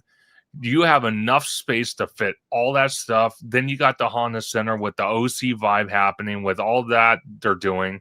They want to build a gondola system. I think 40 years, they can easily make this happen. And I mean, seriously. I think so. I think the 40-year goal is for Disneyland to own most of that Anaheim area. And actually, and even though I kind of like I'm sarcastic and I joke, I think even that's on Disney's radar to get some of that residential area as well, along with other businesses surrounding it. So I agree, Cody, when you say they just need to buy out the residents. I think that's also part of the 40-year plan. No, 100%. I think that will happen. And that's currently what I'm thinking. That's what I want to see Disney do. Now, when it comes to tomorrow's, not really. Well, tomorrow's part of it. But let me pivot to this real quick, because I know I said we would talk about it. Is who would succeed tomorrow's spot? And my number one person, you had one person, I had one person. My person would be Bruce Vaughn. I think your person is a little bit more realistic, and so mine is a little bit far-fetched. But yeah, go ahead. Yeah, I think Bruce Vaughn would be an excellent choice for Josh's position of chairman of Parks and Experiences. I think he's done a phenomenal, and I mean phenomenal, job bringing back WDI Imagineering basically from the ashes that Chapek left, and really kind of commingled Imagineering. Really has done wonders with it, and they kind of showed it during the ABC news segment with he even wrote praising tomorrow. Like he actually put out a statement, and I actually love that idea. I know it was brought up a time or two, but it was kind of like an afterthought until you brought it to my attention yesterday when we were on the phone. And I really think that's a great idea. And here's the thing too. They don't have time to mess around on replacing the chairman of the parks. See, they did for the CEO because they still had a few years. Now they have a little over a month, because Damaro steps into the CEO role on March 18th, which means whoever is going to succeed the chairman of parks also will be starting on March 18th. So 100%. They have to come up with a chairman of parks before March 18th. 100%. And that's my personal choice. That's someone I would personally like to see become or get promoted into Josh's position. But George, you also had an excellent candidate as well. And then I kind of want to speculate on your candidate a little bit more, but go ahead. Yeah, sure. Yeah, so A lot of people were mentioning, like a few other people, Ken Potrock and everything. Um, and then you had mentioned Bruce Vaughn. My person that I would choose to run parks, and again, this is a little bit far fetched, but they recently kind of brought him on for consulting with newer generation for Imagineering, and that would be WDI veteran Joe Rohde. And I think honestly, he would be a phenomenal fit because he knows the parks. He worked in Imagineering. He spearheaded Animal Kingdom. He spearheaded Disney's Alani in Hawaii. He's a driven factor. He's attention to detail. And I think he would do wonders for the company. Now, is Disney going to offer him that? I don't know. Would he take it? That's an even bigger unknown. I think your choice for Bruce Vaughn is a little bit more likely, being that Vaughn is currently like actually working in the company right now. Um, and they already, probably offered him an arm and a leg to come back. So why not just promote him to chairman of parks? Well, Um, okay. so yeah, so I agree with that. Well, here's the thing. I think if Bruce Vaughn was brought in to take over Josh's old spot as Parks chairman, I think Joe Rohde could take over Imagineering. One thing that was actually brought to my attention on a video I did, I think the other day, it was either a live stream or a video. I think it was the video when Tomorrow was announced, and I read the article from the Walt Disney Company website, was that it's possible also, because we did hear about a year and a half ago. I don't know if you remember this, George, but it was something that was kind of sparking people's interest at the time, that we were that they were looking at bringing the head of Imagineering for one of the international Asia parks to come over and run the Disneyland Resort, and be in charge of projects for that. So do you think that guy could take over Josh's spot? I remember hearing something like that. I mean, that's a possibility. I don't know if they would actually take that big of a risk, and maybe like a transitioning thing if they were to ever go that route, but I think they're kind of out of that time. Again, not to rush into a person or anything, but I think they'll have someone internally that's already like over here in the States. But I mean, I do like that idea though. But Amusement Park Pirate says, here is my thought. Josh become chairman of the parks in May of 2020. And I think whoever the next one is may get announced in May too. So do you think they would announce a parks chairman around 2 months after the fact that Josh is already CEO? It's possible. I'm not going to say it's not impossible, but my only concern is, since again, they're kind of rushing to appoint positions. Do they have someone that is capable of doing two different positions, one higher than the other, as a temporary status until they make an official announcement who's actually permanently going to take that spot?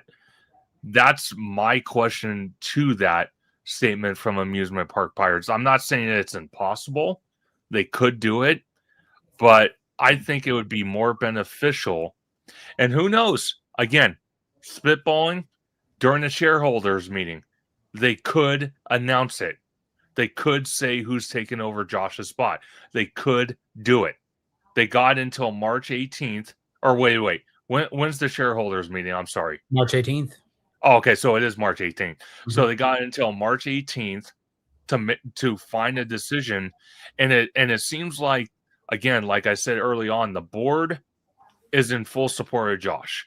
Bruce Vaughn, head of Imagineering, is in support. Executives throughout the company are in favor of Josh. Even Dana Walden herself is in favor of Josh running the company. So in all reality, since everyone's on board with this, I could see an announcement either right before the shareholders meeting or during the shareholders meeting, that we're going to hear words from not only Tomorrow, but we will hear probably words from Walden.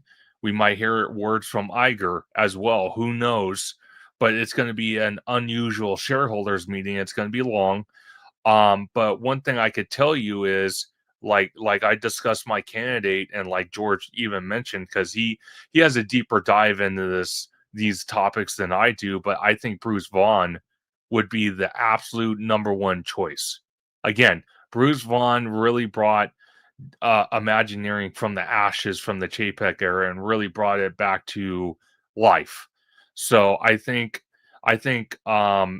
Bruce Vaughn being chairman, it still gives him the opportunity to oversee Imagineering. So he's not technically leaving Imagineering in a way, but he's stepping up his position where he could still keep an eye on them and keep an eye on whoever takes over Imagineering, whether it's Joe Rody Now, or somebody else. correct me if I'm wrong. I mean, the board would obviously have to approve it, but would then Sure. Josh have a say-so in who replaces him as chairman of Parks? Because if that is the case, then I could see Bruce Vaughn.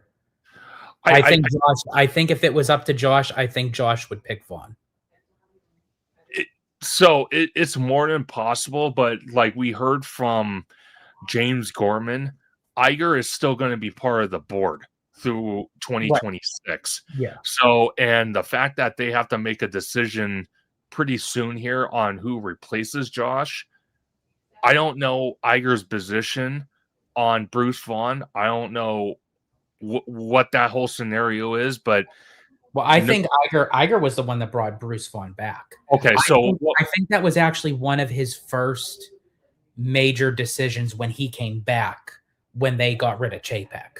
Okay, so if that's the case, was he also part of the decision to have Joe Rody come back and consult?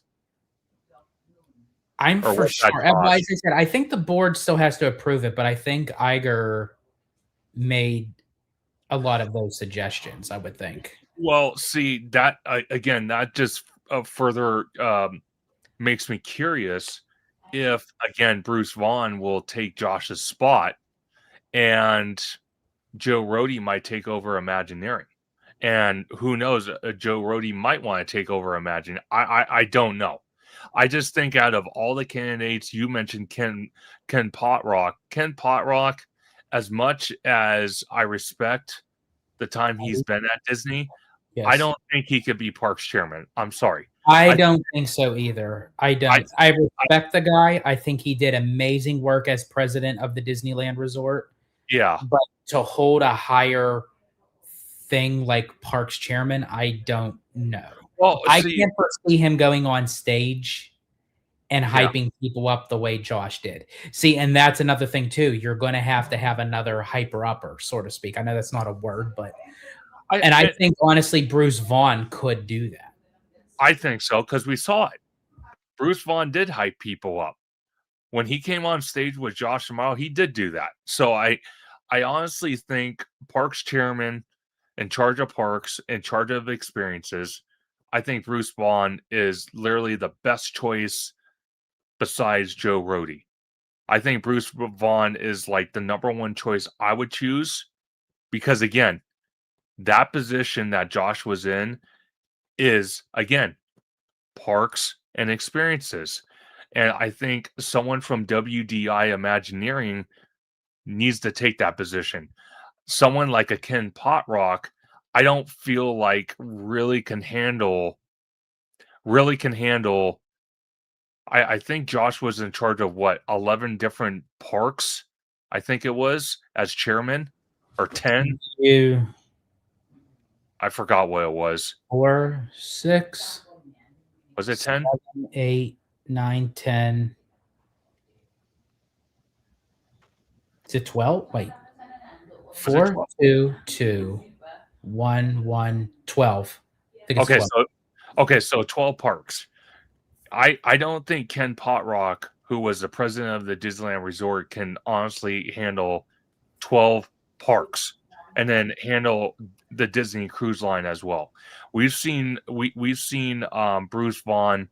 Real, like I said, I'm praising the guy because he really has done wonders for Imagineering.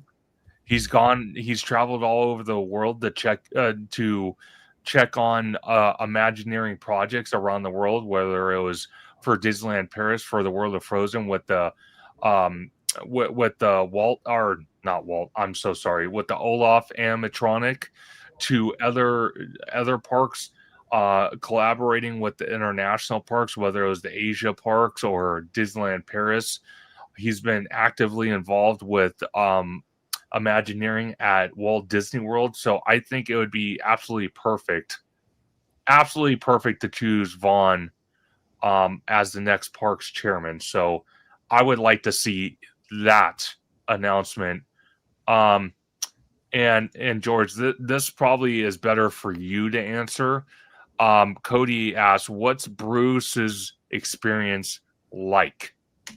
Yeah, so actually, yeah, because I did see that. So I wanted to bring up a little bit of info on Bruce Vaughn, so that way I could actually read it off accurately. Sure. So right now, Bruce Vaughn, President and Chief Creative Officer at Walt Disney Imagineering. So currently, right now, Bruce took over one of John Lasseter's roles, so to speak. That when he was head of both studios, he also was chief creative officer for Walt Disney Imagineering. So, as president and chief creative officer of Walt Disney Imagineering, Bruce Vaughn leads the global multidisciplinary team behind the concept, design, and delivery of Disney's theme parks, attractions, resorts, cruise ships, and entertainment experiences. Collaborating with peers across Disney Experiences and the company, Vaughn focuses on innovative ways to transfer Disney's extensive collection of beloved franchises, characters, and stories into groundbreaking, immersive experiences that delight guests around the world. Vaughn began at Imagineering in 1993 as senior technical specialist and went on to roles of increasing responsibility.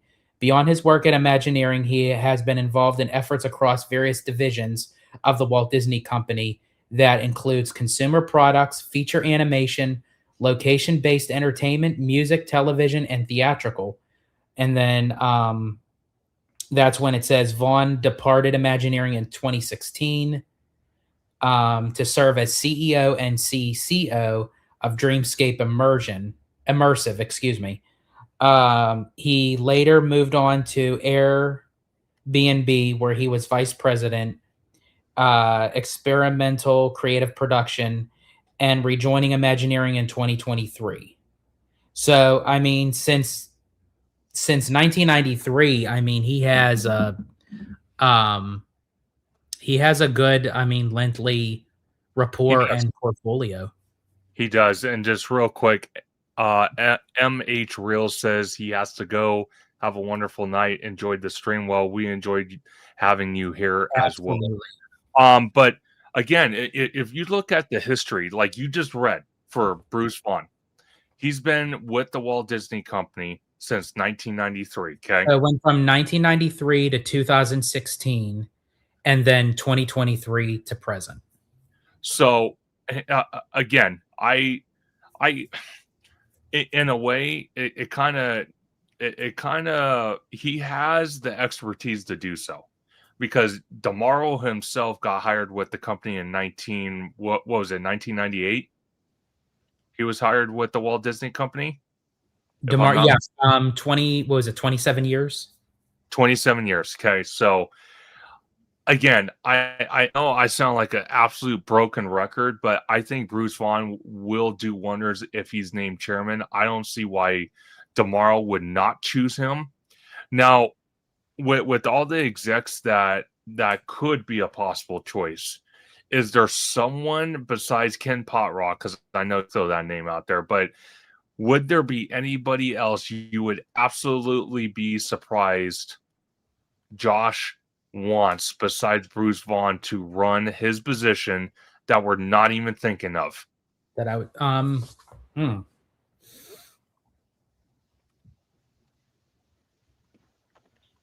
I'm trying to think. It definitely is going to be someone who knows the product of parks, who knows how Imagineering is represented. And also, too, you have to think there was a dark time in Imagineering where they, the board and everything has too much say so in their collective juices, so to speak. So I think Josh has, if he can actually unkink that, and the chairman of the park. So I think honestly, I would choose someone who has actually worked in Imagineering.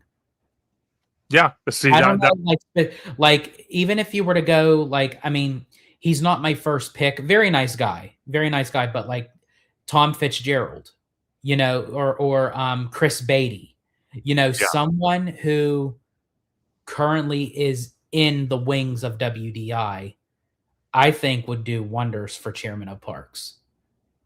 See that's some I also look at. But see, my problem is as But I well. still would pick Bruce Vaughn over them. Yeah, see, that's what I mean. That's literally what I mean. I would want to see that, because my problem is, obviously, when you look at it, the way the board has set up this new era of leadership, with Damaro becoming CEO, Dana Wallen becoming CCO, and that's as close as we're going to get to a dual CEO role that the Walt Disney Company itself started with Walt and Roy. I would honestly want to think that, because obviously Dana Walden's going to handle the studio side and all that, and no matter what Josh's responsibilities are going to be as CEO, you better believe that he's not going to let Imagineering and the parks go. Like, I mean, I still kind of feel like he's going to be heavily involved in that, even though he has all these other responsibilities. And I think the only way to kind of distance himself from that is put in someone that he knows and trusts, like a Bruce Vaughn, into his old position. That way he wouldn't have to worry about overseeing it every other minute. Yeah, I agree. And Amusement Park Pirates, his choice is Scott Trowbridge. What do you think about that? I think it's not a bad choice. I mean, he did oversee Galaxy's Edge. I mean, I guess you can kind of take that as a positive and or negative. But Scott Trowbridge, outside of Disney, created, I think, one of the greatest theme park attractions of all time, and it's not even in a Disney park. Yeah. I'm gonna let the chat throw it in there. Do you know what attraction I'm referring to? Scott Trowbridge worked on one of the greatest theme park attractions of all time, but it's not at a Disney park. Interesting. I want to see if anybody gets it. Post in the comments. Peter, there you go. Spider-Man. Spider-Man. He ran literally the whole division of creating the Amazing Adventures of Spider-Man at Islands of Adventure. And absolutely. Yeah, so that was a huge feat. 100%. So but also to Amusement Park Pirates as well. I do believe he did have I think he did also have a hand in Harry Potter as well. Interesting. Okay, so let me ask you this, since the chat's kind of going off the rails here, and I love it. If you had a choice, let's say you're Josh, okay? If you had a choice between two guys, Scott Trowbridge or Bruce Vaughn, who would you choose?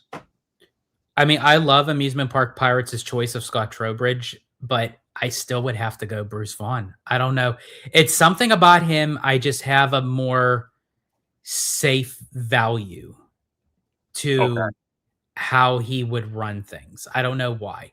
Because the fact that Iger pulled him and offered him probably a blank check. I don't even know how much the undisclosed amount was, but it had to be a lot, an astronomical amount to pull him from his job to have him come back into Imagineering, even Iger had full faith in what Vaughn was doing. See, that's what I mean.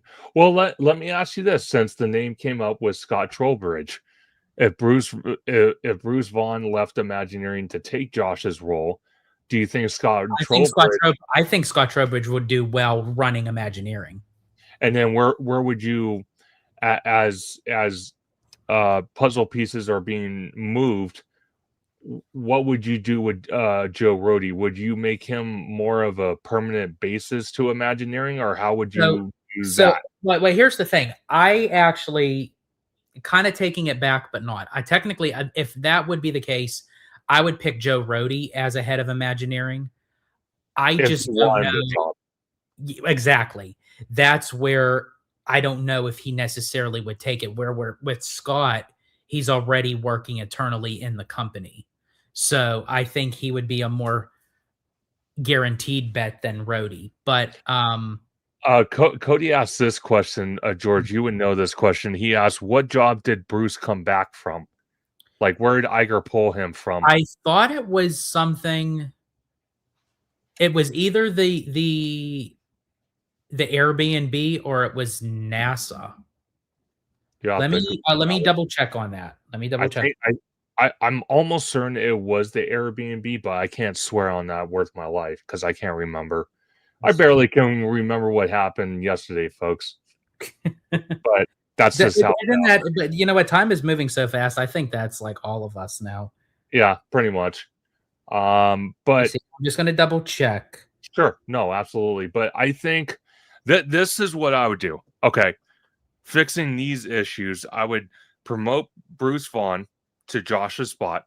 I would offer Joe Rody the full-time position to take over Imagineering, and if he didn't want it and he still wanted to be on a consultant basis where he's not basically tied like full scale tied into Imagineering, but he still wants to be part of it as a consultant basis, then at that point I would offer Scott Trowbridge the opportunity to run Imagineering. And that's how you fix that problem.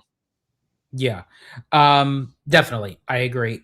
Cody, of what it's saying here, it was the Airbnb as vice president of experimental creative products, focusing on innovative experiences in the hospitality sector. Okay, that's what I mean. Hospitality and what does that signify? He has knowledge of Imagineering, which is theme parks and experiences. But on the other hand, he has his other experience being a chairman of, Airbnb, which is, what does that cater to? The Disney Cruise Line. So that's like a win-win. And honestly, even Disney hotels. That's what I mean. It's a win-win situation. Anybody else would be like stupid to take that role because then it would suffer. I don't mean to be a downer, but I'm just being honest. Well, no, I think you want to pick the strongest. And honestly, so far, Disney is going down that path. And I think it would be a very missed golden opportunity if they don't utilize Bruce Vaughn, or at least offer him. If he turns it down, that's one thing. But the fact of not offering it to him, that's another. Oh, but I also wanted to welcome in Mouseward Bound. I know they were posting in there, but I wanted to welcome them in. Absolutely. The last question I have for you is, I'm trying to think because I just had it on the top of my mind and then I lost it. I'm trying to think. Okay. This is the last thing. As Josh takes over the CEO role and Iger steps away to a point, with all the change we're seeing at Lucasfilm, okay, does Josh D'Amaro, how can I put this? Does he follow the footsteps of Iger and literally meddle in things at Lucasfilms, or does he let Lucasfilms be Lucasfilms and let them do their own projects and maybe consult once in a while, but not meddle in things? Honestly, I think it depends on how Dave Filoni and I'm going to have to eventually get her name sooner or later, but the one that's going to be kind of being the co-president, which again, we kind of saw the signs even with Lucasfilm when they made that move. Yeah. Because it seems like I think that Disney now realizes how much of a kind of a little bit of a hole they were in, going down, the rabbit hole. And I think they're just really trying to fix everything on all sectors.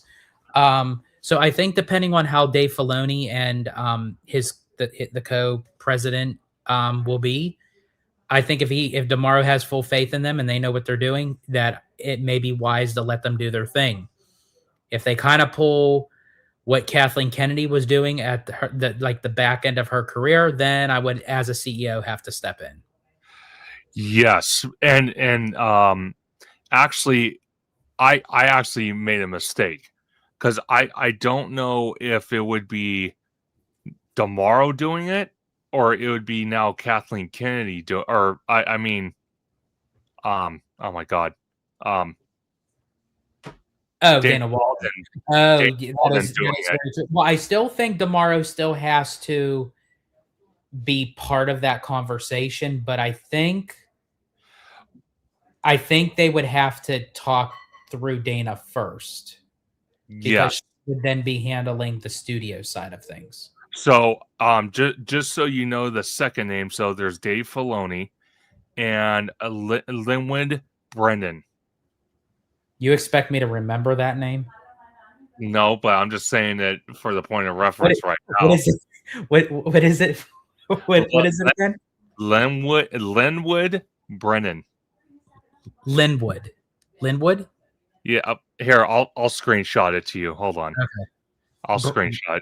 Linwood Brennan. I'm not good with names. That's why usually I say I'm sorry if I butcher your name. Might as well just name her. What is it? Rena Ravenclaw. Pretty much. Here, I sent it to you. Should be coming to you any minute. No, but I could see it. I just, again, I think going forward, I think Josh cannot have what Iger had, where it's the board or where he's part of the board and he's the CEO. It has to be one or the other. On top of that, I would like to see Damaro not meddle in Lucasfilm projects. Maybe he can consult him and yes, it's Linwen Brennan. Lenwin. God, that's going to be a hard name to remember. Sorry.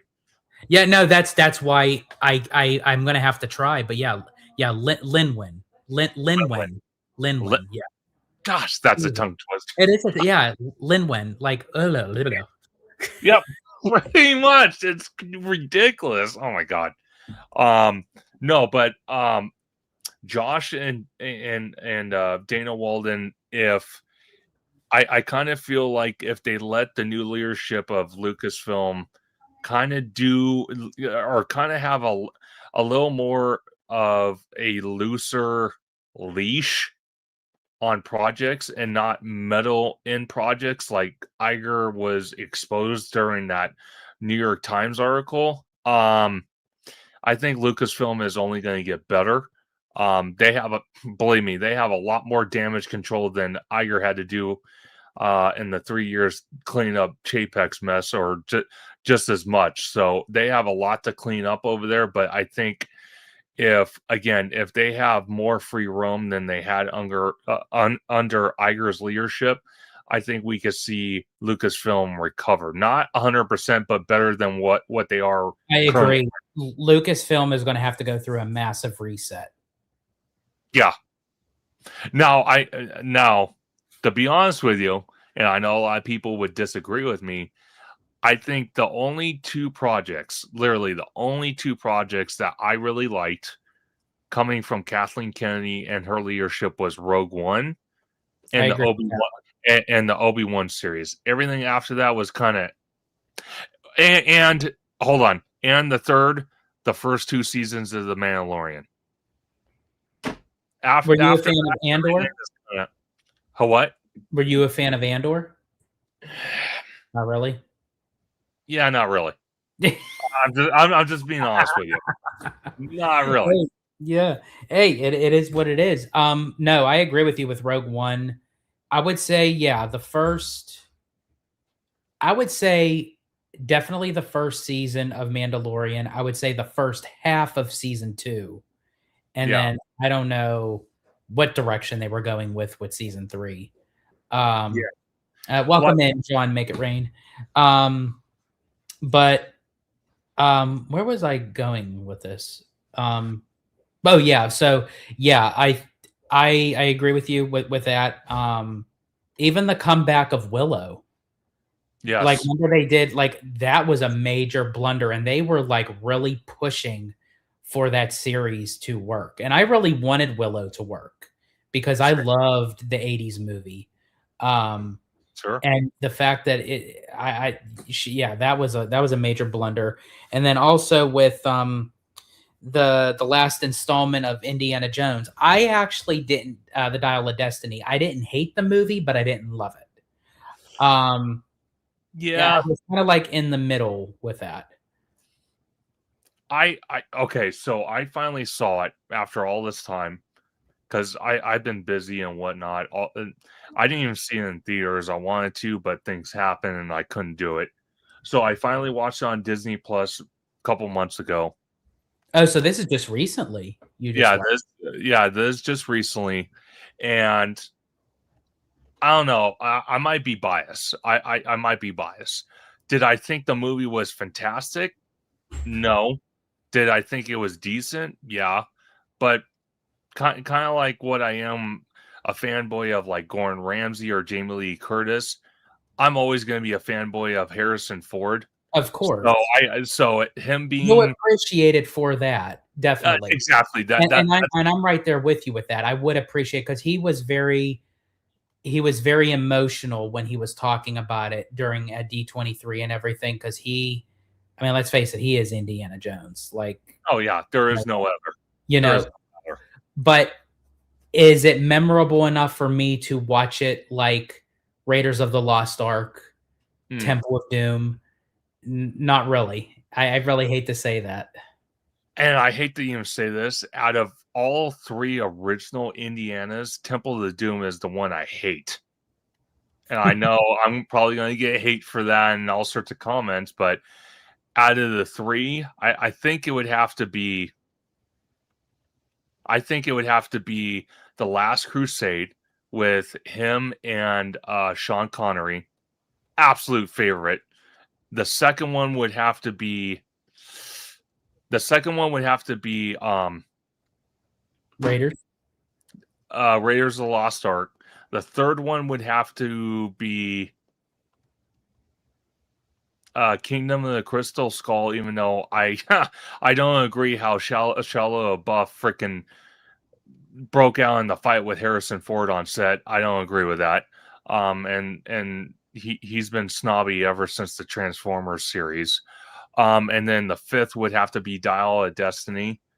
And literally the sixth one would have to be Temple of Doom. The only reason I say Temple of Doom, it was kind of weird, dude. Like he's in a cave, he gets possessed. You know, there's all these mythical creatures. It just gets weird. It's like kind of like, okay, this is getting like literally off the rails. But that's for me though. That's literally for me. I think for me, it goes Raiders of the Lost Ark,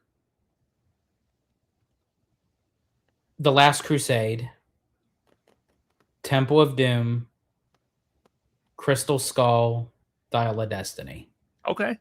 And that's a fair analogy. It's just me trying to associate Harrison. Oh, well, yeah, everyone's going to have their favorite. You know, everyone's going to have their thing. But kind of going back to that, I mean, everyone thought like if this new Indiana Jones movie was going to be a fail, they thought Kathleen Kennedy was going to be on the chopping block then. Yeah. So I'm very curious to see the direction that they go. I mean, obviously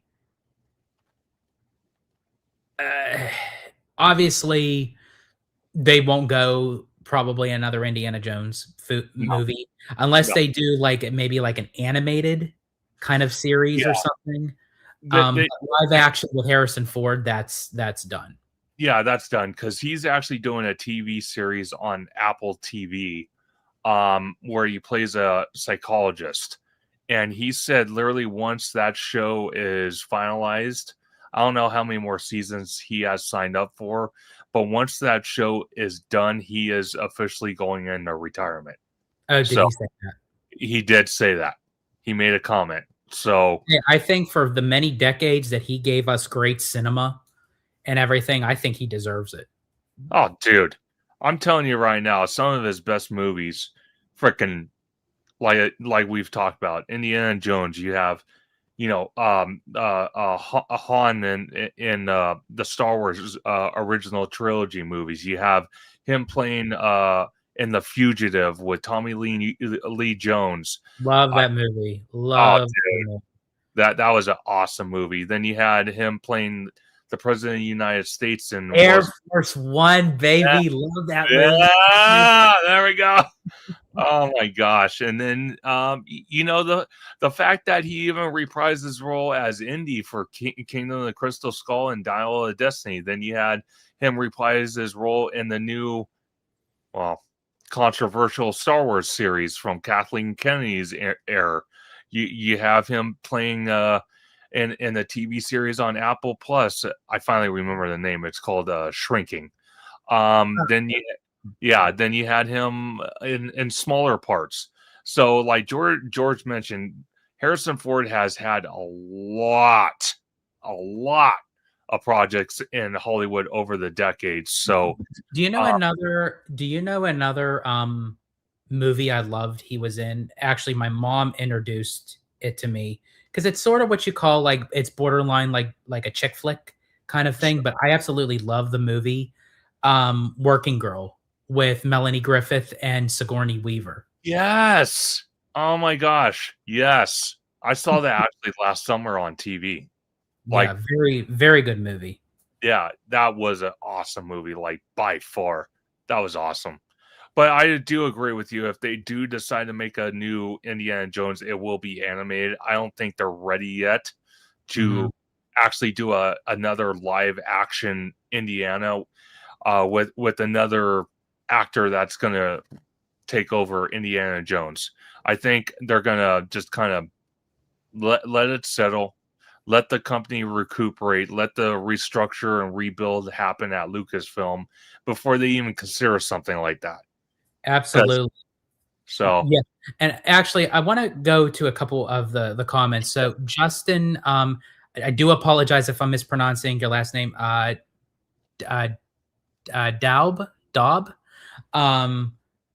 And this is actually interesting. I think recording lines for the Animal Kingdom attraction might be the last indie-related thing Harrison Ford ever does, if he does it at all. That's going to be very interesting because I know he did not record anything for the Indiana Jones attraction out here because I think there was a lot of legal issues with that, that they couldn't compromise on like legalities of. Oh, jeez. Okay, so Justin, it's Dobby. Is it Dobby? I think I'm pronouncing that like in Harry Potter.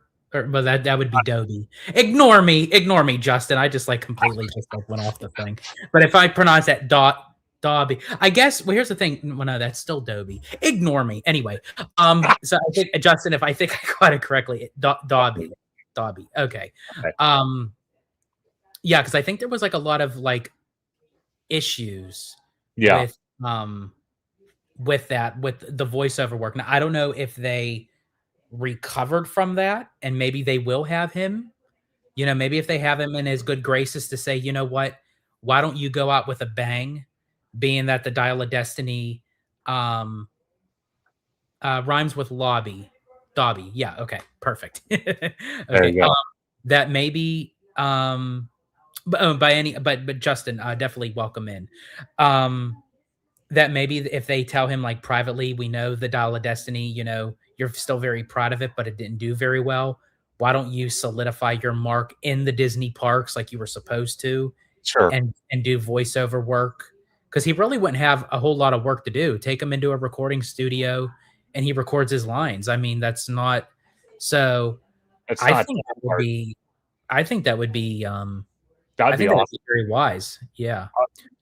So we're gonna read one more comment because I want to end because I got another show to do at 8 and George has some plans as well.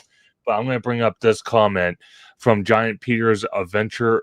There was that rumor that Chris Pratt was going to be Indy for a long time, but it seemed to die down. Do you think that that's talked about in the near future? Because Chris Pratt actually played Owen in the new Jurassic World movies, and now that they're talking about possibly doing another Jurassic World, maybe that's again, don't take that fate to heart. But Well, I mean, Rebirth. I mean, Jurassic Rebirth. I mean, did very well at the box office, it did. regardless of how people actually feel about the movie. I mean, it made some buco bucks. Yeah. And it's interesting, not to go on the tangent, but it's interesting because they were talking about that. They were talking about Chris Pratt reprising his role as Owen.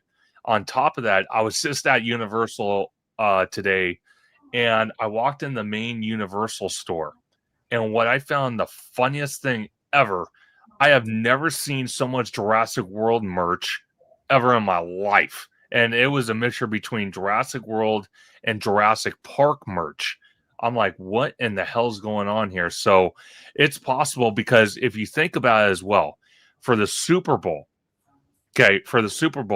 it's been talked about online. They've shown clips of it, but the original characters from the original 1993 movie of Jurassic Park actually teamed up with Xfinity. We had Jeff Goldblum, we had Sam O'Neill, and I forgot the female's name. Laura Dern. Laura Dern. They actually reprised their roles of those characters and actually did a commercial that will be airing for the Super Bowl. I'm glad you brought that up because I know you have to go, but actually that was going to be the last topic that I had. Well, let's go for it. Okay, perfect. So, and this is why I wanted to bring it up and how it kind of works in with Disney, because the thought of AI was brought up to both Bob Iger and Josh D'Amaro during their ABC interview, and how the company is going to move forward with AI. And this is where Disney, and I think even Universal, has to be careful. And I'm glad you brought up that ad, because I was going to bring up that ad and I thought, oh, this is perfect because you brought up about Chris Pratt being in Jurassic, and I'm like, oh, perfect segue. Here is, I thought it was very clever. I thought it was very well done because they put the characters back in their 1993 state. Yep. But I have a little problem with it. Uh-oh. When I went and I watched the ad, the AI on it is a little bit cringy at times. Is it? And I feel like it kind of takes away of the actor's performance. And I say AI because it's like that. They utilized it actually for Harrison Ford in The Dial of Destiny in the very beginning of the movie, where they de-aged him. And I would have rather them utilize the actors in their real looking form, but just pay tribute to Jurassic rather than put them back in time and kind of go through this kind of like odd looking AI generation kind of thing. And as I said, how does that go back to Disney is because they are going to utilize, I mean, it was $1 billion investment with AI, and Disney has to be careful with that, and also Universal. Yes, I do agree with you. And I want to just touch upon this real quick since you mentioned that. What part of that as AI? Because all I saw from the behind the scenes, because they also showed a behind the scenes look of that commercial with Xfinity, was that basically they gave all three of the actors their original clothes that they wore in 1993. Jeff Goldblum's hair got dyed back black. Sam O'Neill shaved his face. and dyed his hair back. Laura Dern wore her original outfit. So Well, I'm just trying to figure out what was. they literally, if you look at like their skin, like they made it very Oh, smooth. okay. Like they de-aged them. They turned them back into their Got it. 1993 characters, so to speak. Oh, got it. So Oh, I would have okay. rather them utilize them, but let them Yeah. be in the current, in the now sort of thing. Well, Kind of. would you have been okay if they didn't use AI to de-age them, but they still took all the other aspects, like dyeing Jeff Goldblum's hair, then Sam Oh, O'Neill's yeah, absolutely. Yeah, put them in their put them in their Okay. clothes, have Sam shave, dye Jeff Goldblum's hair, give him that like curly, wavy, kind of Yeah. like 90s Bobby's World look, if you will. And yeah, I would be okay with that. But I can understand why they de-age them, because they put John Hammond back in the picture. So they Oh, I saw couldn't make them too old, because he would then still be alive. So I thought it was clever in how they were utilizing Xfinity. I'm not bashing the ad. I think it was very clever. But Yeah. I'm just saying these companies have to be careful of how they use AI, because sometimes it is very known, and sometimes there's certain expressions that the actors make with the AI, and it's a little bit cringy looking. It is cringy, and again, not to go on the tangent, but we had 2 movies that utilize this technology with fake or facial recognition. Was, Paul Walker, his brother, played him and showed his face. And then we also had from, I think it was Halloween Kills with Michael Myers, when they brought back Dr. Loomis, and they had someone on the crew, the filming crew, actually, believe it or not, that actually kind of looked like Dr. Loomis, but you could tell a difference. So they kind of, threw a costume on him, kind of changed his hairstyle a little bit, and they kind of used that AI facial, reconstruction on his face, and they were able to bring back Dr. Loomis for that little flashback to the 1981, scene in Halloween Kills. So there are times they do use it, and it's successful, even though we know the history of the actor that is no longer with us.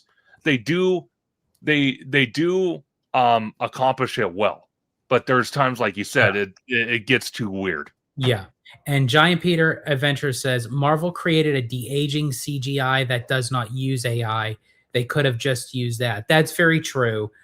But my thing is, just speaking just with AI, where maybe they didn't use the AI for that. I'm not sure, because even with Harrison Ford with Indiana Jones, and also Mark Hamill in Star Wars, they kind of de-aged them, so they could have used that as well. Technically, Princess Leia and the other character in Rogue One too. Yeah, because they had to use the actress to look like Carrie Fisher at the end of Rogue One. But but really quick, I wanted to give a shout out, yes, to Mr. Robert Sprite for saying hello to us. So welcome in, Robert. But I'm just saying, just AI in general. Sure. When you go on these YouTube shorts and Facebook shorts that utilize AI, you can still kind of look at when they utilize the performer or the actor, that you can tell it's AI. So 100%. it's not there yet. You can see that they're working on it, but they're still kind of in that cringy era with AI. So while they are, Disney just has to be careful. And as I said, Universal as well. So it doesn't look too cringy. And it doesn't look too fake. You know what I mean? Because again, like you pointed out with the whole commercial with Xfinity, with Sam O'Neill looking like he was freaking 20 years old, and Jeff Goldblum, it's like, no, that's not reality. Now, like you said, I do agree with you. If Sam O'Neill wanted just shaved, dyed his hair, put on the old outfit, same thing with Jeff Goldblum, I think we wouldn't have been good with that. but they, again, I understand why they did it, because they brought back John Hammond, which technically he's been dead for over, 15, 20 years. So I get why they did it, but is that something that hurts the brand? Because Jurassic Park, I have to be honest with you, is like the original trilogy with Star Wars. Oh, absolutely. Absolutely. Jurassic Park is Steven Spielberg actually did something of a project with dinosaurs that worked. Yeah. So that's another question I have is, does it damage the brand by doing something like that? And not to not to say that Xfinity did a horrible job. I thought they did a wonderful job. I think they did. I thought it was very creative. The fact that them and Universal Comcast were able to get Sam O'Neill, Jeff Goldblum, and Lauren Dunn in the same room, put on the old costumes and all that stuff, and reprise the roles was nostalgic. Oh, dude, that was awesome, because we all saw it with not Rebirth, but the movie before that, and Sam O'Neill and Jeff Goldblum and Laura Dern reprised their roles. That was Dominion. Dominion. Sam O'Neill looked tired, man. He looked tired. Yeah. And I think he has cancer as well, if I'm not mistaken. I think so. I think he was going through, from what I've understood, either that's when he got the diagnosis, or if he was going for his treatments. Yeah. And he definitely looked tired and everything. And that's probably, so for him to actually come back and do this commercial and everything, I applaud him. I really do. Yeah, that was pretty awesome. And the fact that I was on the studio tour and I saw him drive by on the golf cart, that was hilarious. That's cool. And that was funny. I mean, and everyone who is on the studio tour right now, this is like the best time to be going on the Universal Studio tour. Dude. Because they're seeing the cast of Jumanji, they're seeing the cast of the Super Mario Brothers movie. Just recently, Jack Black like walked up to the tram and was like high-fiving everybody down the line. It was like, oh, dude. Because Jack Black was there for both Super Mario Brothers and Jumanji, so he was there for both. And then Chris Pratt was there also waving for the Super Mario Brothers movie.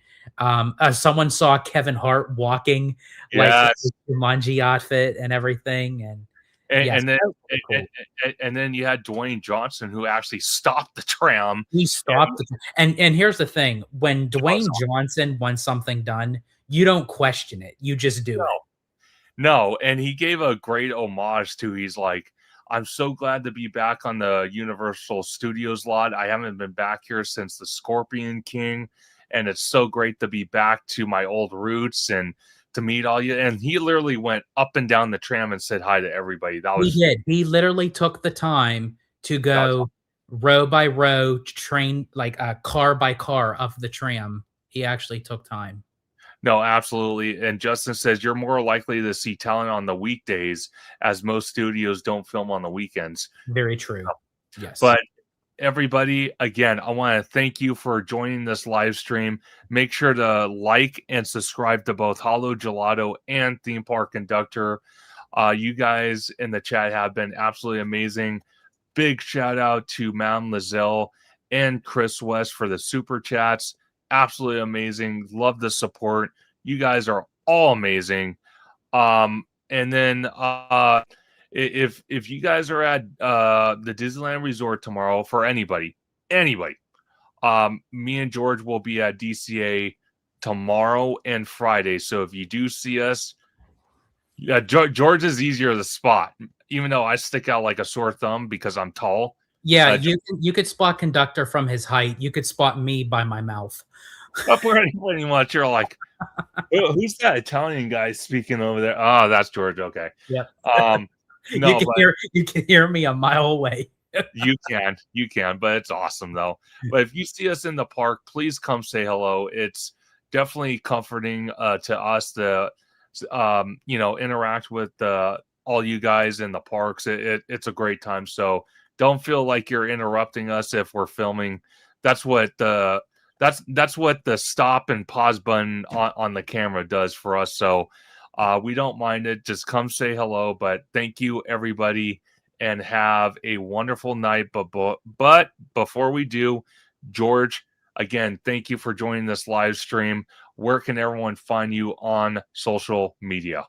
Absolutely. And Conductor, thank you so much for having me on the live. I love doing these lives with you. I love doing content with you. I love hanging out with you. You're a cool cat. You're absolutely hilarious. And as much as I make you laugh, you actually make me laugh. It's just, I don't know, because you have this sort of kind of reaction to things, and it's all like very sardonic, but that's what makes it so funny. We have this kinetic energy. I don't know where the hell it comes from, but we have it. It's there. Yeah, we do. We are literally the odd couple. We are Jack Lemmon and Walter Matthau. Yep. 100%. But in any case, Conductor, thank you so much for having me on, and looking forward seeing you tomorrow and all the chaos that's going to be going on through the next 2 days.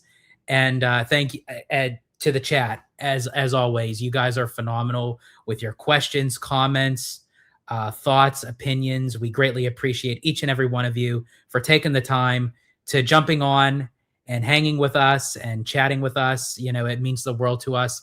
But if everyone would like to find me on social media, you could do so on my YouTube channel, along with Abby on Hollow Gelato, where we cover all park stuff, breaking news, announcements, actually in-park vlogs, food reviews at Disney, Universal, Knott's Berry Farm, the cruise line. And we also do out-of-park content with special events and just life vlogs. Definitely, as I said, like, subscribe, hit that notification bell, because we have a plethora of content coming your way. And you could also find us on Instagram under Hollow Gelato. Absolutely. And again, thank you, George, for always being a wonderful co-host. These live streams are absolutely incredible. This feels like child's play after doing an 11-hour live stream, but I still love this it. does like 2.5 hours. This is like nothing. Yeah, pretty much. But again, I'm your host, Theme Park Conductor. You can find me on YouTube and Blue Sky at Theme Park Conductor, Instagram at theme_park_conductor, on X at Theme Conductor, TikTok at Theme Park Conductor 1, and every Sunday at 5 or 7 p.m. Pacific Standard Time for Conductor Sunday live stream, as we break down Disney and Universal news. We speculate, we talk rumors. The chat comes in and interacts with us. We interact with the chat. We have a lot of things we talk about. We giggle, we laugh. George gives his wild, spicy Italian opinions. We have other guests that do very unique things as well. It's a great time. But again, I want to thank everybody for joining. Have a wonderful night. Stay cool if you're in Southern California or on the West Coast, because it feels like we're going through a damn heat wave. Or if you're in the Midwest, or I should say Mid-East or back east. Everywhere else other than the West Coast. I know. Go figure, right? Especially after the groundhog freaking says 6 more weeks of winter, but we're the only ones not in winter. As I said, thank God I'm not over on that side, because if I was, I would have been tempted to shish kebab his ass. And George would do it too. He would literally travel to that little area and say, okay, where are you at? Where are you at? Where are you at? I'm going to hunt you down like Elmer Fudd. Where are you at? Where are you at? I kid you not. It's not a make-believe. It's actually true. But everybody have a wonderful night. I will see you guys very, very soon.